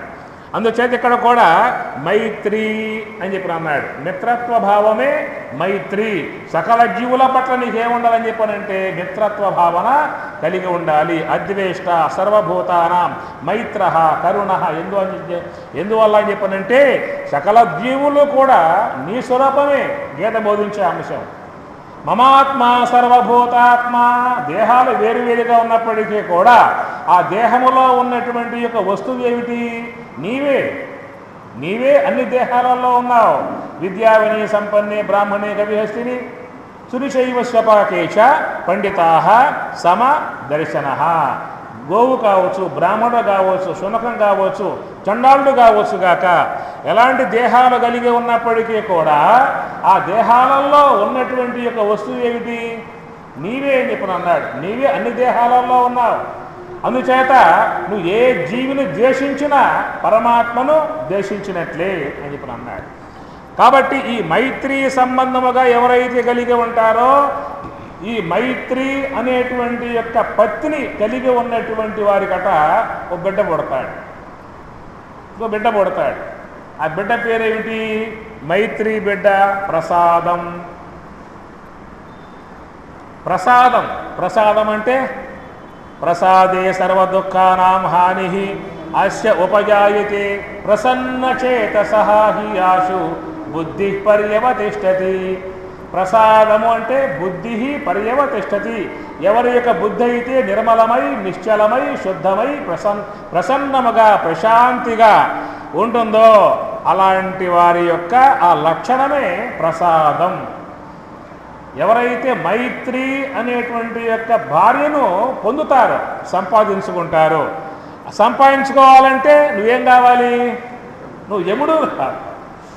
యముడు అంటే ఇతరులను బాధించడం అని అర్థాలు కాదు. వీడు యముడు రా, వీడు చంపుతూ ఉన్నాడు అనేటువంటి మాటలు కాదు. యముని యొక్క స్వరూపమే వేరు. యముని యొక్క తత్వం అర్థం కాకపోవడం కారణంగా లోకంలో ఆయన్ని అపార్థములుగా భావించుకునే విధానం అనేటువంటిది ఏర్పడుతుంది. ఈ సినిమాలు కూడా కొన్ని వస్తూ ఉన్నాయి. యమునిని అపహాస్యం చేస్తూ, యముని యొక్క పాత్రను అవహేళన చేస్తూ, యముడిని చాలా కించపరుస్తూ వచ్చే సినిమాలు కూడా కొన్ని ఉన్నాయి. వాటి వల్ల ఏమవుతుంది తెలుసా మీకు? కర్త కారయిత చైవ ప్రేరకశ్చ అనుమోదక పుణ్యకార్యే పాపకార్యే. యముణ్ణి అవమానం చేస్తూ, యముణ్ణి అవహేళన చేస్తూ, ఆయన్ని కించపరుస్తూ, ఒకవేళ తీసేవాడు తీసినా, అమ్మేవాడు అమ్మినా, చూసేవాళ్ళు చూసినా అపహాస్యం చేసినట్లయితే అందరికీ ఉంటుంది అక్కడ. ఆయన తప్పుకుపోయే అవకాశాలు లేవుగా. యముని తప్పుకుపోతావా? ఏమి ఆయన వద్ద నుంచి పోవాల్సిందే.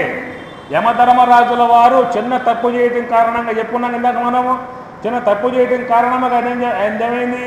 యమలోకంలో నుంచి పోవాల్సిన పరిస్థితి ఏర్పడింది.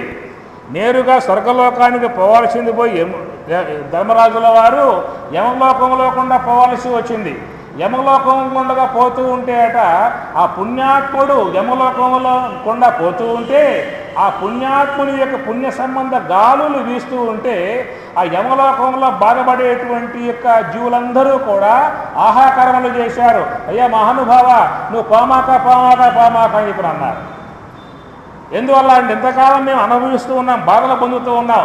నీవు రావటం వల్ల నీ పుణ్య సంబంధమై ఉన్న గాలులు వీటిని కారణంగా మేమందరం కూడా హాయిని పొందాం, ఆనందాన్ని పొందాం. నువ్వు పోమాక పోమాక పోమాక. ఎప్పుడైతే ఈ విధముగా ధర్మరాజుల వారి యొక్క విషయముగా సకల జీవులు అక్కడుండే జీవులందరూ కూడా ఆహాకారములు చేస్తూ పోమాక పోమాక అని అన్నారు. అయితే ఇంతమంది కూడా నా వలన సుఖాన్ని పొందారు కదా, సంతోషాన్ని పొందారు కదా, ఆ సంతోషాన్ని ఇచ్చేదిగా నా పుణ్యం ఉన్నట్లయితే నా పుణ్యమంతా కూడా ఈ నరకలోకంలో బాధపడేటువంటి వారికి దానం చేస్తున్నా అన్నాడు. ఏమన్నాడు? నా యొక్క పుణ్య విశేషముతో ఇంతమంది బాధపడేటువంటి వారు ఆ బాధ నుంచి ఉపశమనం పొందినట్లయితే నా ఈ పుణ్యమంతా అందరికీ కూడా దానం చేస్తున్నానని చెప్పనగానే ఆ పుణ్యదానం చేయటం వల్ల ఆయనకు డబల్ పుణ్యం వచ్చిందన్నమాట. దానం చేస్తే పుణ్యం పెరుగుతుంది, దానం చేస్తే పెరుగుతుంది కదా. ఆ విధముగా మరి ఆయన ధర్మదానం చేశాడు. మరి ఆ సందర్భంలో అక్కడ మరి చూసినట్లయితే నరకలోకములో భీముడు వాడు బాధపడుతూ ఉన్నాడు, అర్జునుడు ఆయన బాధపడుతూ ఉన్నాడు, నకుల సహదేవులు వాళ్ళు బాధపడుతూ ఉన్నారు. తన తమ్ముళ్ళు నరకములో ఆ బాధ అనుభవిస్తూ ఉంటే ఆ దృశ్యాన్ని చూశాడు ధర్మరాజు. ఏమిటయ్యా న్యాయం, ఏమిటయ్యా ఈ అన్యాయము, నా తమ్ముళ్ళు ధర్మాన్ని వేడకుండగా పుణ్యయుక్తముగా వాళ్ళు జీవించారే, ఈ పుణ్యయుక్తముగా జీవించినటువంటి నా తమ్ముళ్ళు నరకలోకం పొంది బాధపడటం ఏమిటి, ఎంతో పాపకార్యములు చేసి ఎంతోమందిని బాధించి హింసించి దుర్మార్గముగా వ్యవహరించి బాధలు పెట్టినటువంటి యొక్క దుర్యోధనాదులు స్వర్గలోకంలో సుఖపడుతూ ఉన్నారు. వాళ్ళు ఇది న్యాయమా ధర్మమా అని అడిగాడు. ఇన్ని విధాయకాలుగా అధర్మముగా ప్రవర్తించి అన్యాయముగా ప్రవర్తించి ఉన్నటువంటి యొక్క కౌరవాదులేమో స్వర్గలోకంలో సుఖపడతా ఉన్నారు.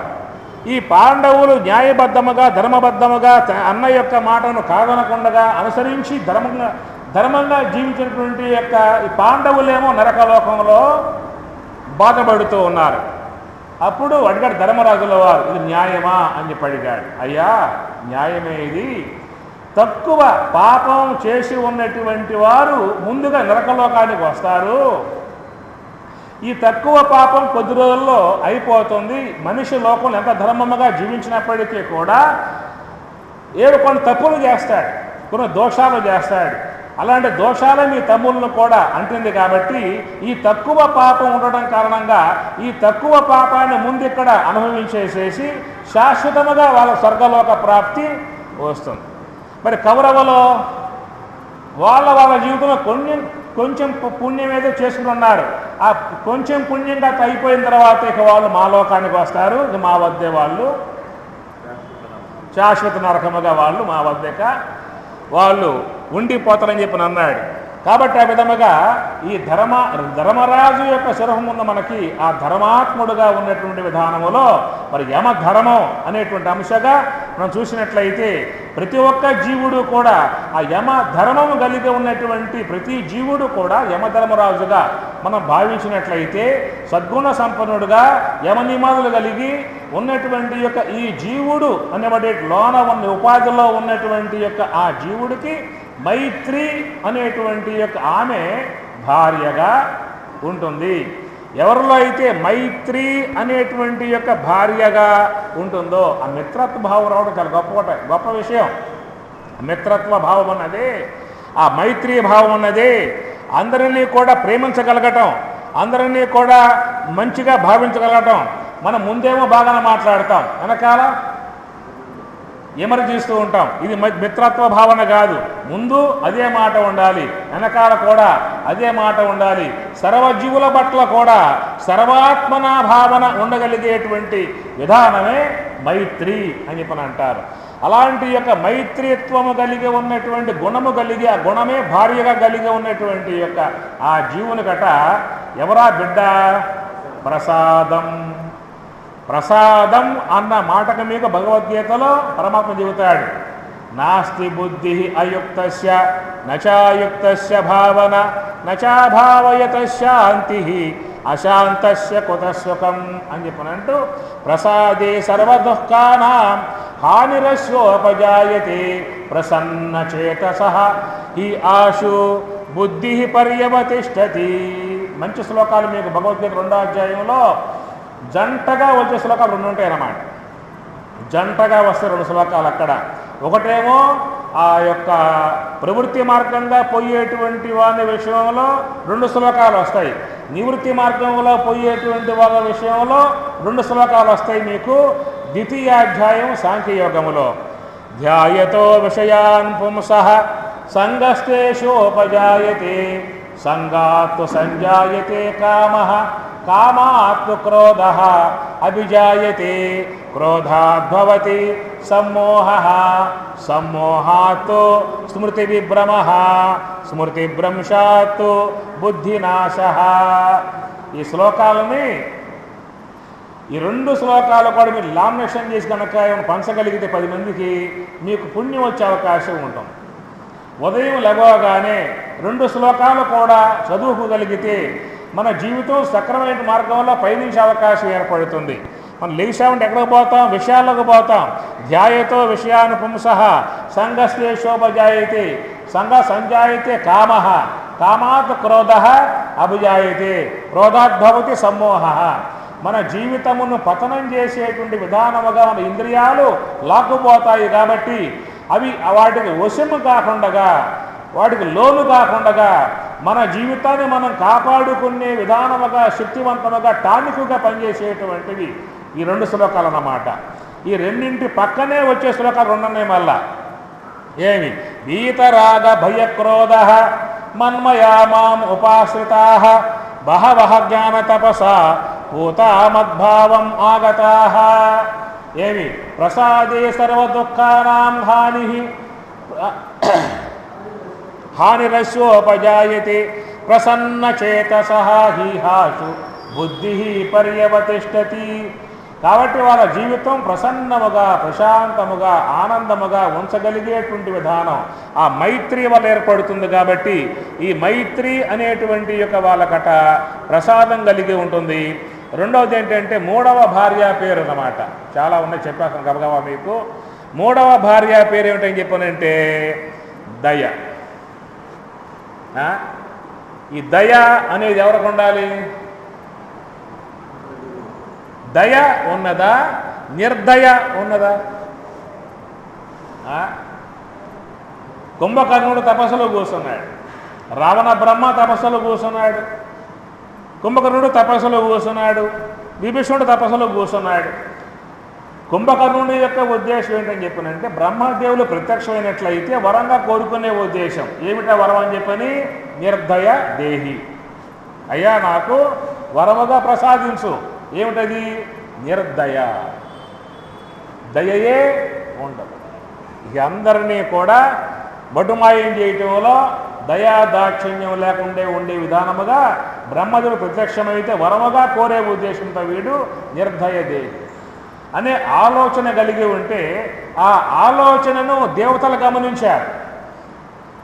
వీడు గనక తపస్సుల్లో పడిపోయాడా, ఆయన వరం ఇచ్చాడా, మూడేది మనకే ప్రమాదం ముందుకు వచ్చేది అని దేవతలు బ్రహ్మలోకానికి పోయారు.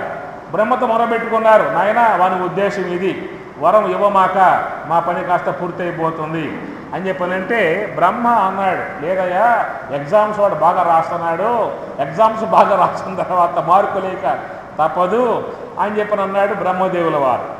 అప్పుడు వీళ్ళు ఏం చేశారు? అప్పన్నే అమ్మవారిని ఆశ్రయించారు. అమ్మ కరుణించు, అనుగ్రహించు నువ్వన్న. వాడు ఈ ప్రకారంగా ఉన్నాడు నిర్దయ అనేటువంటి యొక్క కోరికతో అని మొరబెట్టుకుంటే దేవతలు అమ్మ అనుగ్రహం కలదు కదా, అమ్మ ఏమని చెప్పినట్టు నేను చూసుకుంటారా అని చెప్పి అన్నారు. తీరా బ్రహ్మదేవుడు పోయాడు, నాయన కుంభకర్ణ వరం కోరుకో అని చెప్పి అన్నాడు. ఎప్పటినే వాడు వరం కోరుకుంటూ ఉన్నాడు. ఏమిటా వరం? నిర్దయ దేహి, నిర్దయ దేహి అని కోరబోతూ ఉన్నాడు. ఆ కోరబోతూ ఉన్న సందర్భంలో అమ్మవారు సరస్వతి గీరవాణి వాక్కురాణి ఆమె ఏం చేసింది? తన కాలితో దకారాన్ని ఒక తొక్కు దొక్కింది. ఆ దకారం ఏమైంది? అది కిందకు పోయింది. నిర్ధ కదా, రకారం పైన పెట్టాడు, దకారం కింద పెట్టాడు వాడు నిర్ధ కాబట్టి. అమ్మవారు ఏం చేసింది? పై రకారాన్ని ఒక తొక్కు దొక్కేదానికి ఆ రకారం కిందకు పోయింది, దకారం పైకి వచ్చింది. అప్పుడేమైంది? నిద్ర దేహి అన్నాడు. అబ్బాయి తదాస్తురా, దానికి మించింది మరొకటి లోకంలో లేదు, కమ్మగా తిను, బాగా నిద్రపోమని చెప్పాను. ఏమి? తమస్సు గలవాడికి తమస్సే ప్రాప్తించినట్లుగా అని చెప్పేసేసని. కాబట్టి దయ అన్నాడు ఇక్కడ. దయయే 3వ భార్య. దయగల హృదయమే భగవన్ నిలయము. వ్యాసాస్త్రం మీరు పోతే వ్యాసాస్త్రంలో మలయాళ స్వాముల వారు బోర్డు పెట్టాడు ఆ ద్వారం మీద, దయగల హృదయమే భగవన్ నిలయము అని చెప్పండి. హృదయము అన్నాం కదా, హృదయములో ఏమన్నా చెప్పండి? హృ దయ మధ్యలో ఉంటుంది దయ. హృ దయము. దయ తీసి హృ హృ హృ అంటే హృన్ హరణే హురు అంటే సంపటం, హింసించటం. హనహింసాగత్యవసాధనేషు అంటాడు. హింసిస్తాడు, బాధిస్తాడు, మాటలతో వేధిస్తాడు, చంపుతాడు, అన్ని రకాలుగా చేస్తాడు. ఎవరి యొక్క హృదయము అనే దాంట్లో మధ్యలో దయ చేరి ఉన్నది. ఆ దయ అనేటువంటిది ఉండాలి. దయ ఉండాలి, ముఖ్యంగా దయ ఉండాలి.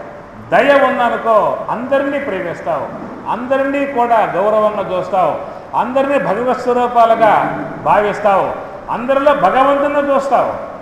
అది లేకపోయిందా అని చెప్పనంటే అందరినీ బాధిస్తావు, హింసిస్తావు, దూషిస్తావు, ఎన్నో చేస్తూ ఉంటావు.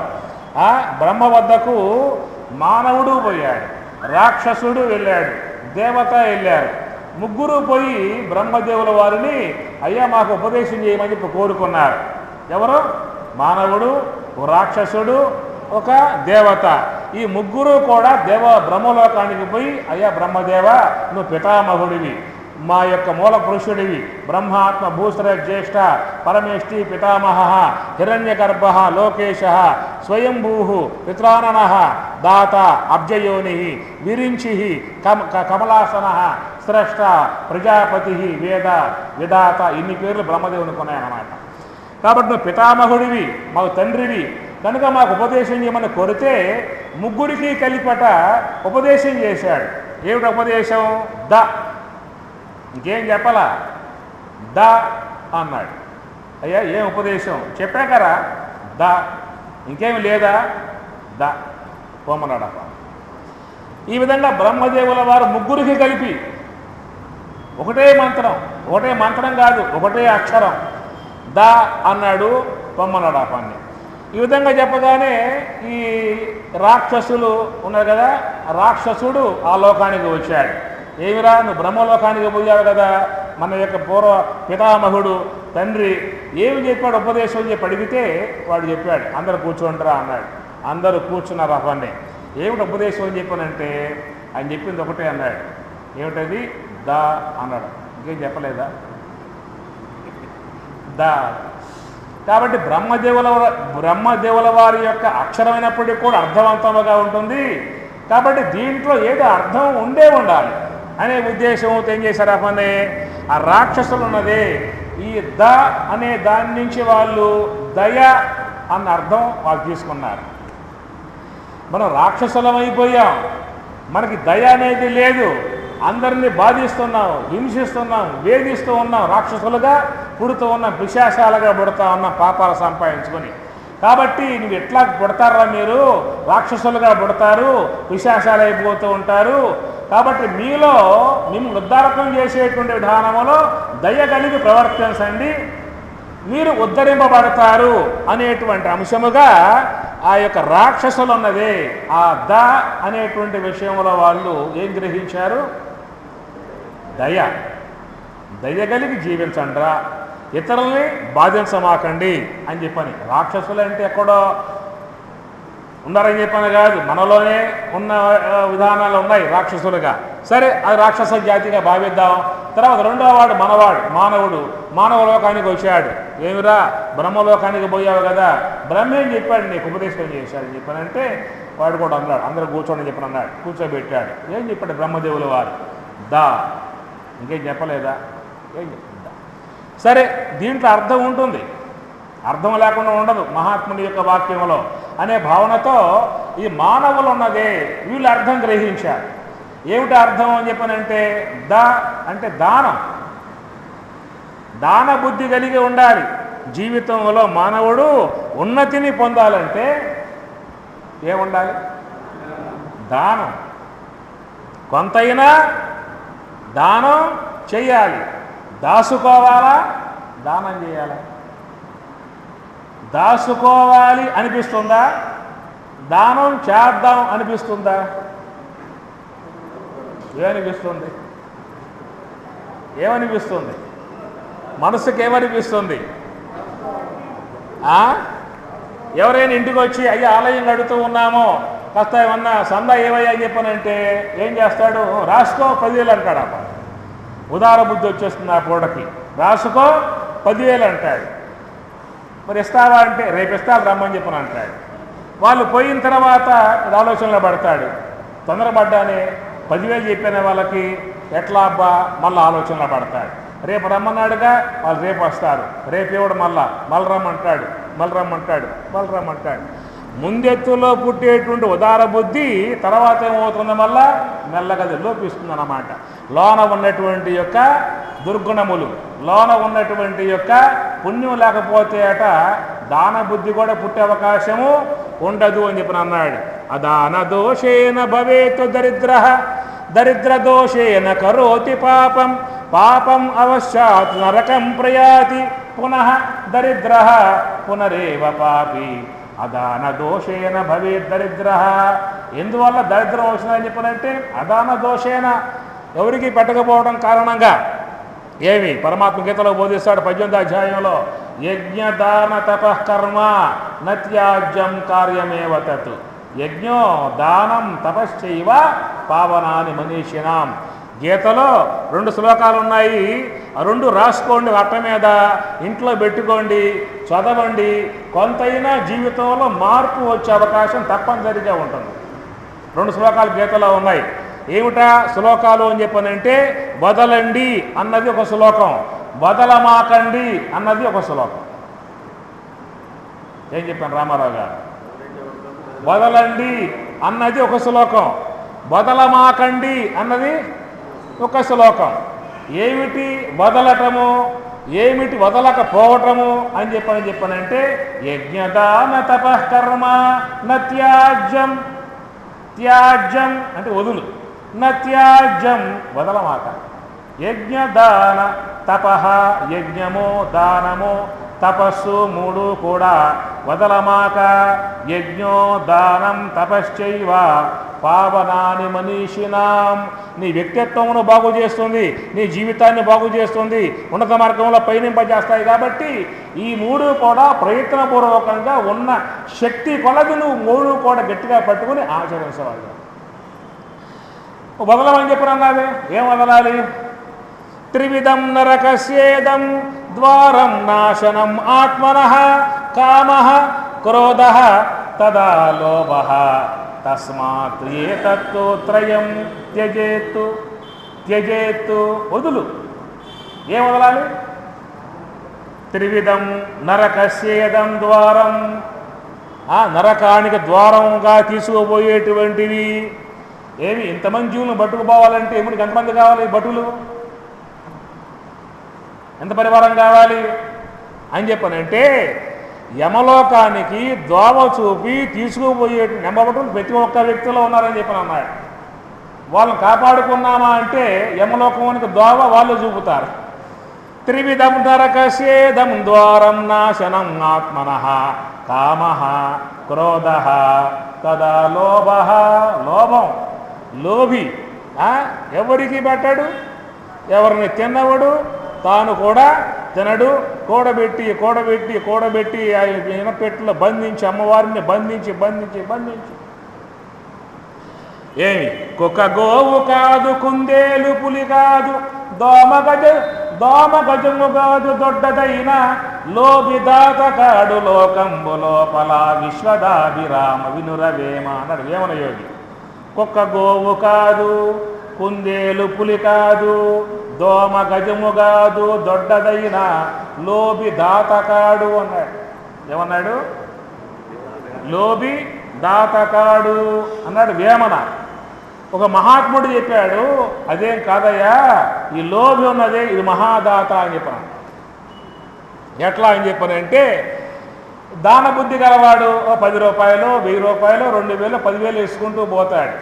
ఈ లోబి ఉన్నదే మొత్తం కూడబెట్టి తాళం చేతితో కూడా ఇచ్చిపోతాడు.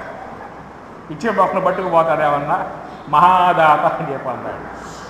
ఏవి అందువల్ల మనం కొంతైనా జీవితంలో మన ఖాతాలో జమ చేసుకోవాలి. పరమాత్మ ఖాతా, పరమాత్మ బ్యాంక్ అది, విశ్వ బ్యాంక్ అది.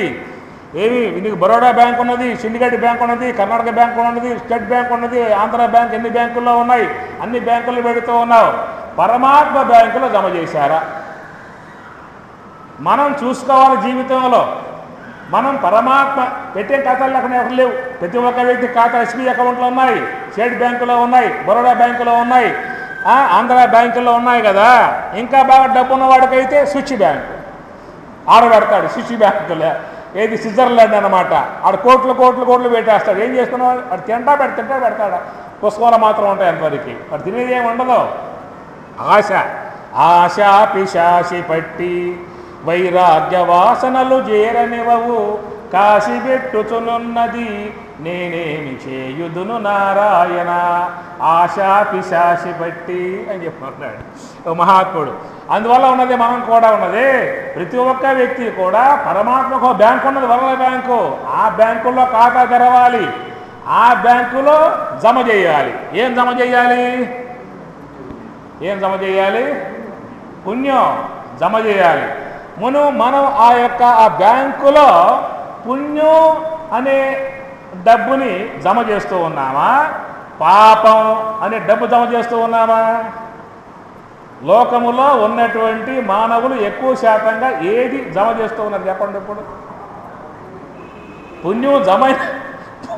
పుణ్యం జమైన అవ్వకపోయినా పాపం మాత్రం జమ చేస్తూనే ఉన్నాడు, దాంట్లో పడేస్తూనే ఉన్నాడు. అందుచేత పరమాత్మ అంటూ ఉన్నాడు, యజ్ఞదాన తపఃకర్మాణ త్యాజ్యం, దానం కలిగి ఉండాలని చెప్పని ఆ బ్రహ్మదేవుల యొక్క మంత్రాన్ని ఈ మానవులు దానం అన్నటువంటిదిగా వీళ్ళు గ్రహించారు. కాబట్టి దానం ఇవ్వాలి. ఆ పుణ్యం నిన్ను కాపాడుతుంది. వనే రనే శత్రు జలాగ్ని మధ్యే మహార్ణవే పర్వతమస్తకే వా సుప్తం ప్రమత్తం విషమస్థితం వా రక్షంతి పుణ్యాని పురాకృతాని. పుణ్యం ఉన్నదా కాపాడబడతావు, జ్ఞానం ఉన్నదా కాపాడబడతావు, పాపం ఉన్నదా? అయ్యా పుణ్యం రావాలంటే డబ్బు పోతుందయ్యా, పాపం అయితే డబ్బు వస్తుంది. చెప్పండి ఇప్పుడు ఎట్లా ఉందో. డబ్బు అంటే డబ్బు పోతే ఏమొస్తుంది? పుణ్యం వస్తుంది. డబ్బు రావాలంటే పాపం. కాబట్టి మహాత్ములు చెప్పేటువంటి విధానములో ఉన్నదే బ్రహ్మదేవుల యొక్క వాక్యం. అయ్యా నువ్వు జీవితంలో దాన బుద్ధి కలిగి కొంత జీవులకు అర్పించు. పరమాత్మ అన్నమాట. 2 శ్లోకాలు రాసి పెట్టుకోండి. మీరు 2 శ్లోకాలు ఇప్పుడు అయిపోయినాయి, వదలమాకండి. 2 శ్లోకాలకు రాసి పెట్టుకోండి. పొద్దున్న లేచారా? యజ్ఞదాన తపఃకర్మాణ త్యాజ్యం కార్యమే వదతు యజ్ఞో దానం తపశ్చైవ. స్మరణ చేశావు అంటే మన బుద్ధి మారుతుంది, మన మనస్సు మారుతుంది. స్వామి చెప్పారు, గీతలో బోధించారు. ఏదో ఉన్నంతలో మనం 10 మందికి ఏదైనా అన్నదానం చేద్దాం, ఏదన్నా ఆశ్రమాలకి ఇద్దాం అన్నటువంటి యొక్క శ్లోకం ఉందగా ఎదురుగా. కాబట్టి కొంతైనా మన యొక్క వ్యక్తిత్వంలో మార్పు వచ్చే అవకాశం ఉంటుందన్నమాట. కాబట్టి మానవులు ఉన్నదే ఈ విషయంలో అన్న పదానికి దానం అన్న అర్థం గ్రహించారు. ఆ తర్వాత ఈ దేవత ఉన్నదే దేవలోకానికి పోయాడు. మరి నాయన బ్రహ్మలోకానికి పోయావు కదా, నీకు బ్రహ్మ ఏం ఉపదేశం చేశాడని చెప్పి అడిగితే వాడు చెప్పాడు ఆ దేవత కూడా దేవతలతో, అయ్యా బ్రహ్మ నాకు అనే పదాన్ని ఉపదేశం చేశాడని పనగానే వాళ్ళు కూర్చున్నారు. ఏమి దీంట్లో అర్థం అని చెప్పని ఆ విషయముగా దేవతలేమో దమం అన్న అర్థాన్ని వాళ్ళు గ్రహించారు. దమం అని చెప్పనంటే ఇంద్రియ నిగ్రహం. మనం ఈ భూలోకములో యజ్ఞములు చేసి యాగములు చేసి యాగములు చేసి దాన ధర్మాలు చేసి పుణ్యం సంపాదించుకున్నాము.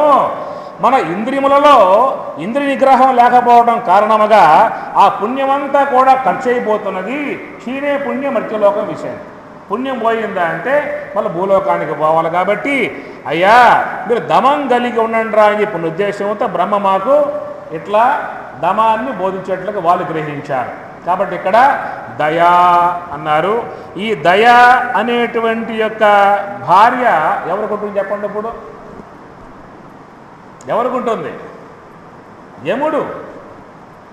అంతటి యమధర్మం గలవాడు కాబట్టే ఆ దక్ష ప్రజాపతి యమునికి 13 మందిని వివాహం చేశాడు. పరమశివునికైతే ఒక అమ్మాయినే ఇచ్చింది, పితృదేవతలకైతే ఒక అమ్మాయినే ఇచ్చింది, అగ్నిదేవుడికైతే ఒక అమ్మాయిని ఇచ్చి మొత్తం 16 మంది బిడ్డలు. ఈ 16 మందిలో ముగ్గురికి ఇచ్చి వివాహం చేయగా ఈ 13 మందిని ఇచ్చాడు ఎవరికి? యమునికి. ఏమిటా అంటే యమధర్మం గలవాడు కాబట్టి, ధర్మస్వరూపుడు కాబట్టి, యమమును పాలించేవాడు కాబట్టి, ఆ యమత్వము ధర్మత్వము కలిగి ఉన్నటువంటి యొక్క ఏ జీవుడైతే ఈ బొందులో కలిగి ఉన్నాడో ఆ బొందులో కలిగి ఉన్నటువంటి యొక్క ఆ జీవుడే యమ ధర్మం కలిగి ఉన్నటువంటి వాడు కాబట్టి, ఆ యమత్వము ధర్మత్వము కలిగి ఉన్నటువంటి వాడికి మాత్రమే ఈ యొక్క దయ అనేటువంటి యొక్క భార్య లభ్యమవుతుందని. దయ ఉండదు, నిర్దయ, హింసాపూరితముగా లోకంలో ప్రవర్తిస్తూ ఉన్నారు. ఎంత హింస అని చెప్పనంటే ఎంత హింస చెప్పండి. ఈ యొక్క మేకలు గొర్రెలు అన్నీ కూడా పోయి పరమాత్మను మొరబెట్టుకున్నాయి. అయ్యా మేమేం చేశామయ్యా, మిమ్మల్ని ఈ విధంగా ఎలారు చేస్తున్నారే, తోలు ఒలుస్తూ ఉన్నారే, చర్మాన్ని ఖండఖండాలుగా కోస్తూ ఉన్నారే, నేను చేసిన పాపం ఏమిటి? ఆకులు తిన్నాం, అలమలు తిన్నాం, అపకారం చేయలేదు, సాత్వికంగా జీవించాం. ఆ విధంగా జీవించే మమ్ములని మానవులు ఏలగట్టి చర్మం వలిసి మమ్మల్ని కోసి తింటున్నారే అని చెప్పని మొరబెట్టుకుంటే పరమాత్మ చెప్పాడు, పిచ్చిమొకాళ్ళారా కోరమని చెప్పని అన్నాడు. అనగా ఈ పూట నువ్వు తింటూ ఉన్నావు, ఈ పూట నీ వంతు, రేపు నీవు వాళ్ళకు వంతు, అంత బాకే కదా. ఈ పూట నీ వంతు తినేసేసావు, నువ్వు ఇట్లాగే ఉంటావా? రేపు మన లెక్క ఎన్ని గొర్రెలు తిన్నావో, ఎన్ని మేకలు తిన్నావో, ఎన్ని కోళ్ళు తిన్నావో మొత్తం లెక్క అంతా ఉంటుంది. ఆ తర్వాత వీడు అవతారాలు ధరిస్తే ఆ పూట ఆ జీవులకు వీడు మళ్ళీ ఆహారంగా కావాల్సే వస్తుంది. అహింస కలిగి ఉండాలి అన్నాడు. అహింస, అహింస, సత్య, అస్థేయ, బ్రహ్మచర్య, అపరిగ్రహ, యమాహ ఇవన్నీ కలిగి ఉన్నట్లయితే వాడు యమధర్మరాజుగా ఉండే విధానం ఏర్పడుతుంది. కనుక ఆ దయ అనేటువంటి ఆ భార్యగా ఏర్పడినటువంటి యొక్క ఈ శుద్ధ జీవుడికి దయ అనే భార్య కలిగి ఉంటే అట ఆమెకు బిడ్డ పుట్టింది. ఆ బిడ్డ పేరేమిటయ్యా అని చెప్పనంటే అభయం. దయ కలిగి ఉన్నటువంటి యొక్క వానికి ఏముంటుంది చెప్పండి? అభయం. దయ కలిగి లేకపోతే ఏముంటుందో వాడికి భయం, అనుక్షణం భయమే. దయా దాక్షిణ్యం లేకుండా వాళ్ళని తిట్టి వీళ్ళని తిట్టి వాళ్ళని హింసించి వీళ్ళని హింసించి చేసిన వాడికి ఏదో కూడా ప్రమాదం వచ్చి తీరుతుంది. వాడికి అనుక్షణం భయపడుతూనే జీవిస్తూ ఉంటాడు. కాబట్టి ఈ యొక్క ఆ దయా అనేటువంటి యొక్క భార్యగా కలిగి ఉన్నటువంటి యొక్క ఆ శుద్ధ జీవుడికి ఏమిటయ్యా అంటే అభయం అన్నారు. అభయం సత్వ సంశుద్ధి జ్ఞానయోగ వ్యవస్థితి. ఆ తర్వాత అయ్యా ఎన్నండి కాస్త అయిపోవచ్చింది ఏమి మరి ఈ యొక్క యమధర్మరాజుల వారికి శుద్ధ జీవుడికి యమధర్మరాజుల వారికి మరి నాలుగవ భార్య ఉందన్నమాట. ఈ నాలుగవ భార్య పేరేమిటంటే శాంతి. ఈ పదాలు మీరు భాగవతంలో వస్తే చూసుకోండి కావాలి. 4వ స్కంధంలో శాంతి అనేది భార్య అన్నమాట. ఎవరికి శాంతి ఉంటుంది? ఎవరికి శాంతి ఉంటుంది? ఎవరైతే భగవంతుణ్ణి ధ్యానిస్తూ భగవంతుణ్ణి పూజిస్తూ యోగమును శీలిస్తూ ఉంటాడో, జపం చేస్తూ న్యాయముగా ధర్మముగా జీవించేటువంటి వానికి జీవితంలో శాంతి ఉంటుంది. వాడు శాంతిగా ఆనందముగా ఈ శాంతి అనేటువంటి యొక్క పత్నిని సంపాదించుకున్నట్లయితే ఆమెకు ఒక బిడ్డ పుట్టాడు. ఆ బిడ్డ పేరేమిటయ్యా అని చెప్పానంటే శాంతి యొక్క బిడ్డ సుఖం. వాళ్ళకేమిటి చెప్పండి? శాంతిగా జీవించేవాడికి ఏముంటుంది? సుఖం. సుఖమే బిడ్డ అని చెప్పని అన్నాడు. తర్వాత మరి ఇంకొక భార్య అన్నమాట. ఆమె పేరు క్రియ. క్రియ అనేటువంటి ఆమె కూడా ఓ భార్యగా ఏర్పడింది. ఈ భార్య అనేటువంటి యొక్క ఈమెకు బిడ్డ పుట్టాడు. ఆ బిడ్డ పేరు ఏమిటని చెప్పానంటే యోగము అన్నాడు. క్రియాయోగ పతంజలి శాస్త్రం చెబుతున్నది. తపస్వాధ్యాయేశ్వర ప్రణిధానాన్ని క్రియాయోగ. ఎవరికైతే క్రియ అనేటువంటి భార్య ఉంటుందో వాళ్ళకు మాత్రమే యోగము అనేది ఉంటుంది. అది క్రియాయోగము అని చెప్పని అన్నారు. అనగా మనసు అనేటువంటి యొక్క వస్తువుని చక్కగా ఏ సంకల్పము లేకుండా అంతర్ముఖము చేసి తనలో ఉన్నటువంటి యొక్క ఆత్మస్వరూపాన్ని అనుష్ఠించటము, ధ్యానించటము, దానినే యోగము అని చెప్పినాను. తం విద్యా దుఃఖ సంయోగ వియోగం యోగ సంహితం అయిపోయింది కదా.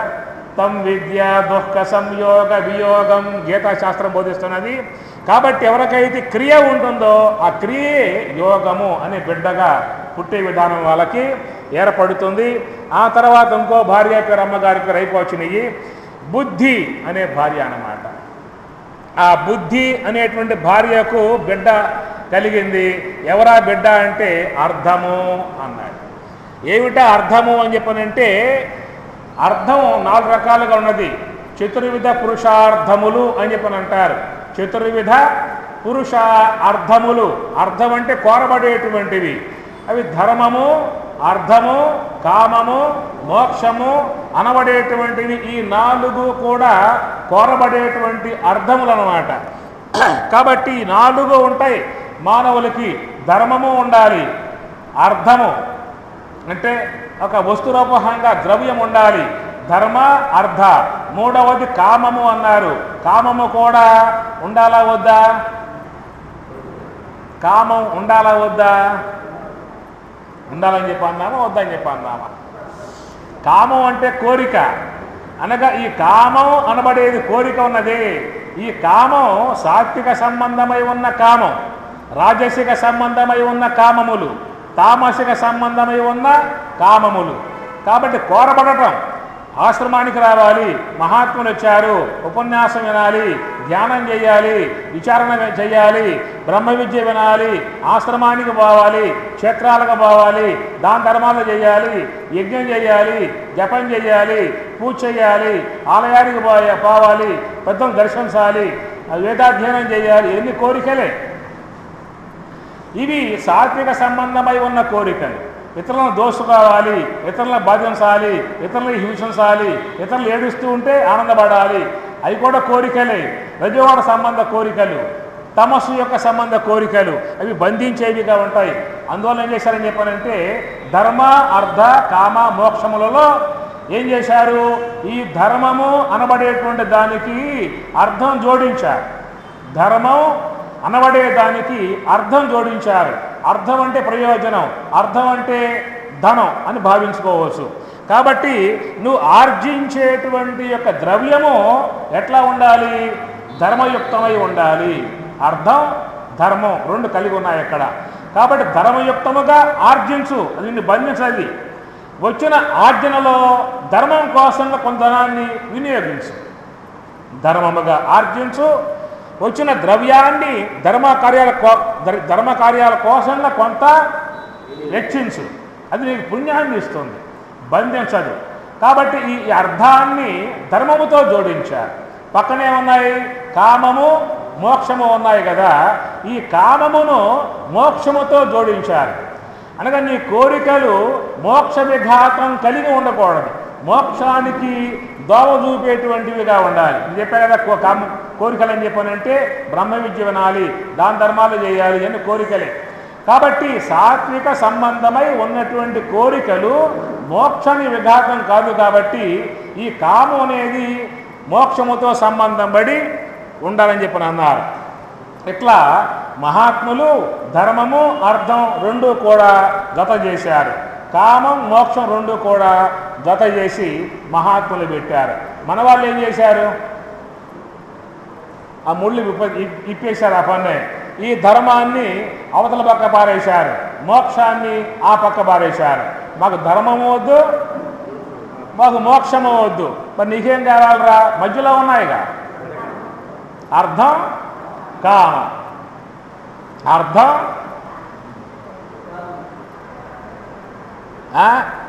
మోఘాశా మోఘకర్మాణ ఆశాపాశతై బద్ధా కామక్రోధ పరాయణా ఈహంతే కామభోగార్థం అన్యాయేన అర్ధ సంశయాన్. అన్యాయేన అర్ధ సంశయాన్ ఈహంతే కామభోగార్థం.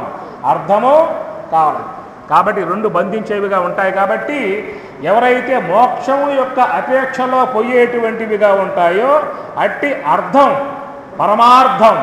పరమార్థం కలిగి ఉండేటువంటి విధానము ఎవరికైతే జీవితంలో జీవితంలో బుద్ధి అనేది ఉంటుందో, ఏమున్నది? బుద్ధి అనేది ఉంటుందో, ఈ బుద్ధి అనే భార్య కలిగి ఉన్నటువంటి వానికి పరమార్థం ఉంటుంది, మోక్షార్థము బిడ్డగా ఉంటాడు. అట్లనే ఇంక చూసినట్లయితే 10వ భార్య పేరు మేధ, కుమారుడేమో స్మృతము, 11వ భార్య పేరు తితీక్ష, కొడుకేమో క్షేమము, 12వ భార్య పేరు హ్రీ అనగా సిగ్గు, అంటే బిడిపడాలన్నమాట. తప్పు కార్యాలు చేసే విషయంలో బిడిపడాలని చెప్పని అంటారు. దాని ప్రశ్రయేమో కుమారుడు, 13వ భార్య పేరు మూర్తి, ఆ మూర్తి యొక్క కుమారులే నరనారాయణులు. ఆ మూర్తి యొక్క 13వ భార్య విధానం అని చెప్పని ఇవన్నీ చూసినట్లయితే యమునికి పత్నులుగా ఉన్నారు కాబట్టి యముడు హాయిగా సంతోషంగా ఉన్నట్లుగా ఏ జీవుడైతే ఈ దేహములో ఉన్నాడో ఈ దేహములో ఉన్నటువంటి జీవుడు కూడా యమములు ధర్మములు కలిగి ఉన్నట్లయితే అట్టి ఆ జీవునికి, అట్టి యమ ధర్మం కలిగి ఉన్నటువంటి యొక్క జీవునికి ఈ సద్గుణములే భార్యగా ఉంటారు, ఈ సద్గుణములే బిడ్డలుగా ఉంటారు. ఈ విధము కలిగి ఉన్నటువంటి యొక్క ఈ జీవుడికి 16వ అధ్యాయ ప్రకారముగా దైవ అసుర సంపద అనే దానికంటే దైవ అసుర సంతతి అంటే ఇక్కడ దైవ సంతతి అసుర సంతతి. ఎవరైతే యమనియమాదులు లేకుండగా ధర్మములు లేకుండగా జీవితాన్ని జీవించేటువంటి యొక్క ఈ జీవునికి ధర్మం లేదు, యమం లేదు. వాడికి ఏముంటాయి? వీడికి అసుర సంతతి.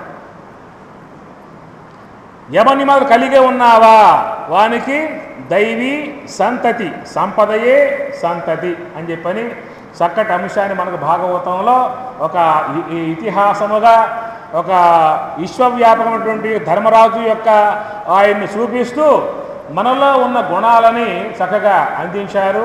అవన్నీ మనం కూడా సంపాదించుకోవాలి, గుణాలు సంపాదించుకోవాలి, మనం వాట్లను కాపాడుకోవాలి, వాటితో సంబంధం పడి జీవించాలి. జీవించగలిగితే శాంతిగా ఆనందముగా సుఖముగా ఉంటాం. దైవ కృపకు పాత్రులవుతాం, గురు కృపకు పాత్రులవుతాం. ఈ జన్మలోనే మోక్షాన్ని పొంది తరించే అవకాశం మనకి ఏర్పడుతుంది అని చెప్పనంటూ హరి ఓం తత్సత్.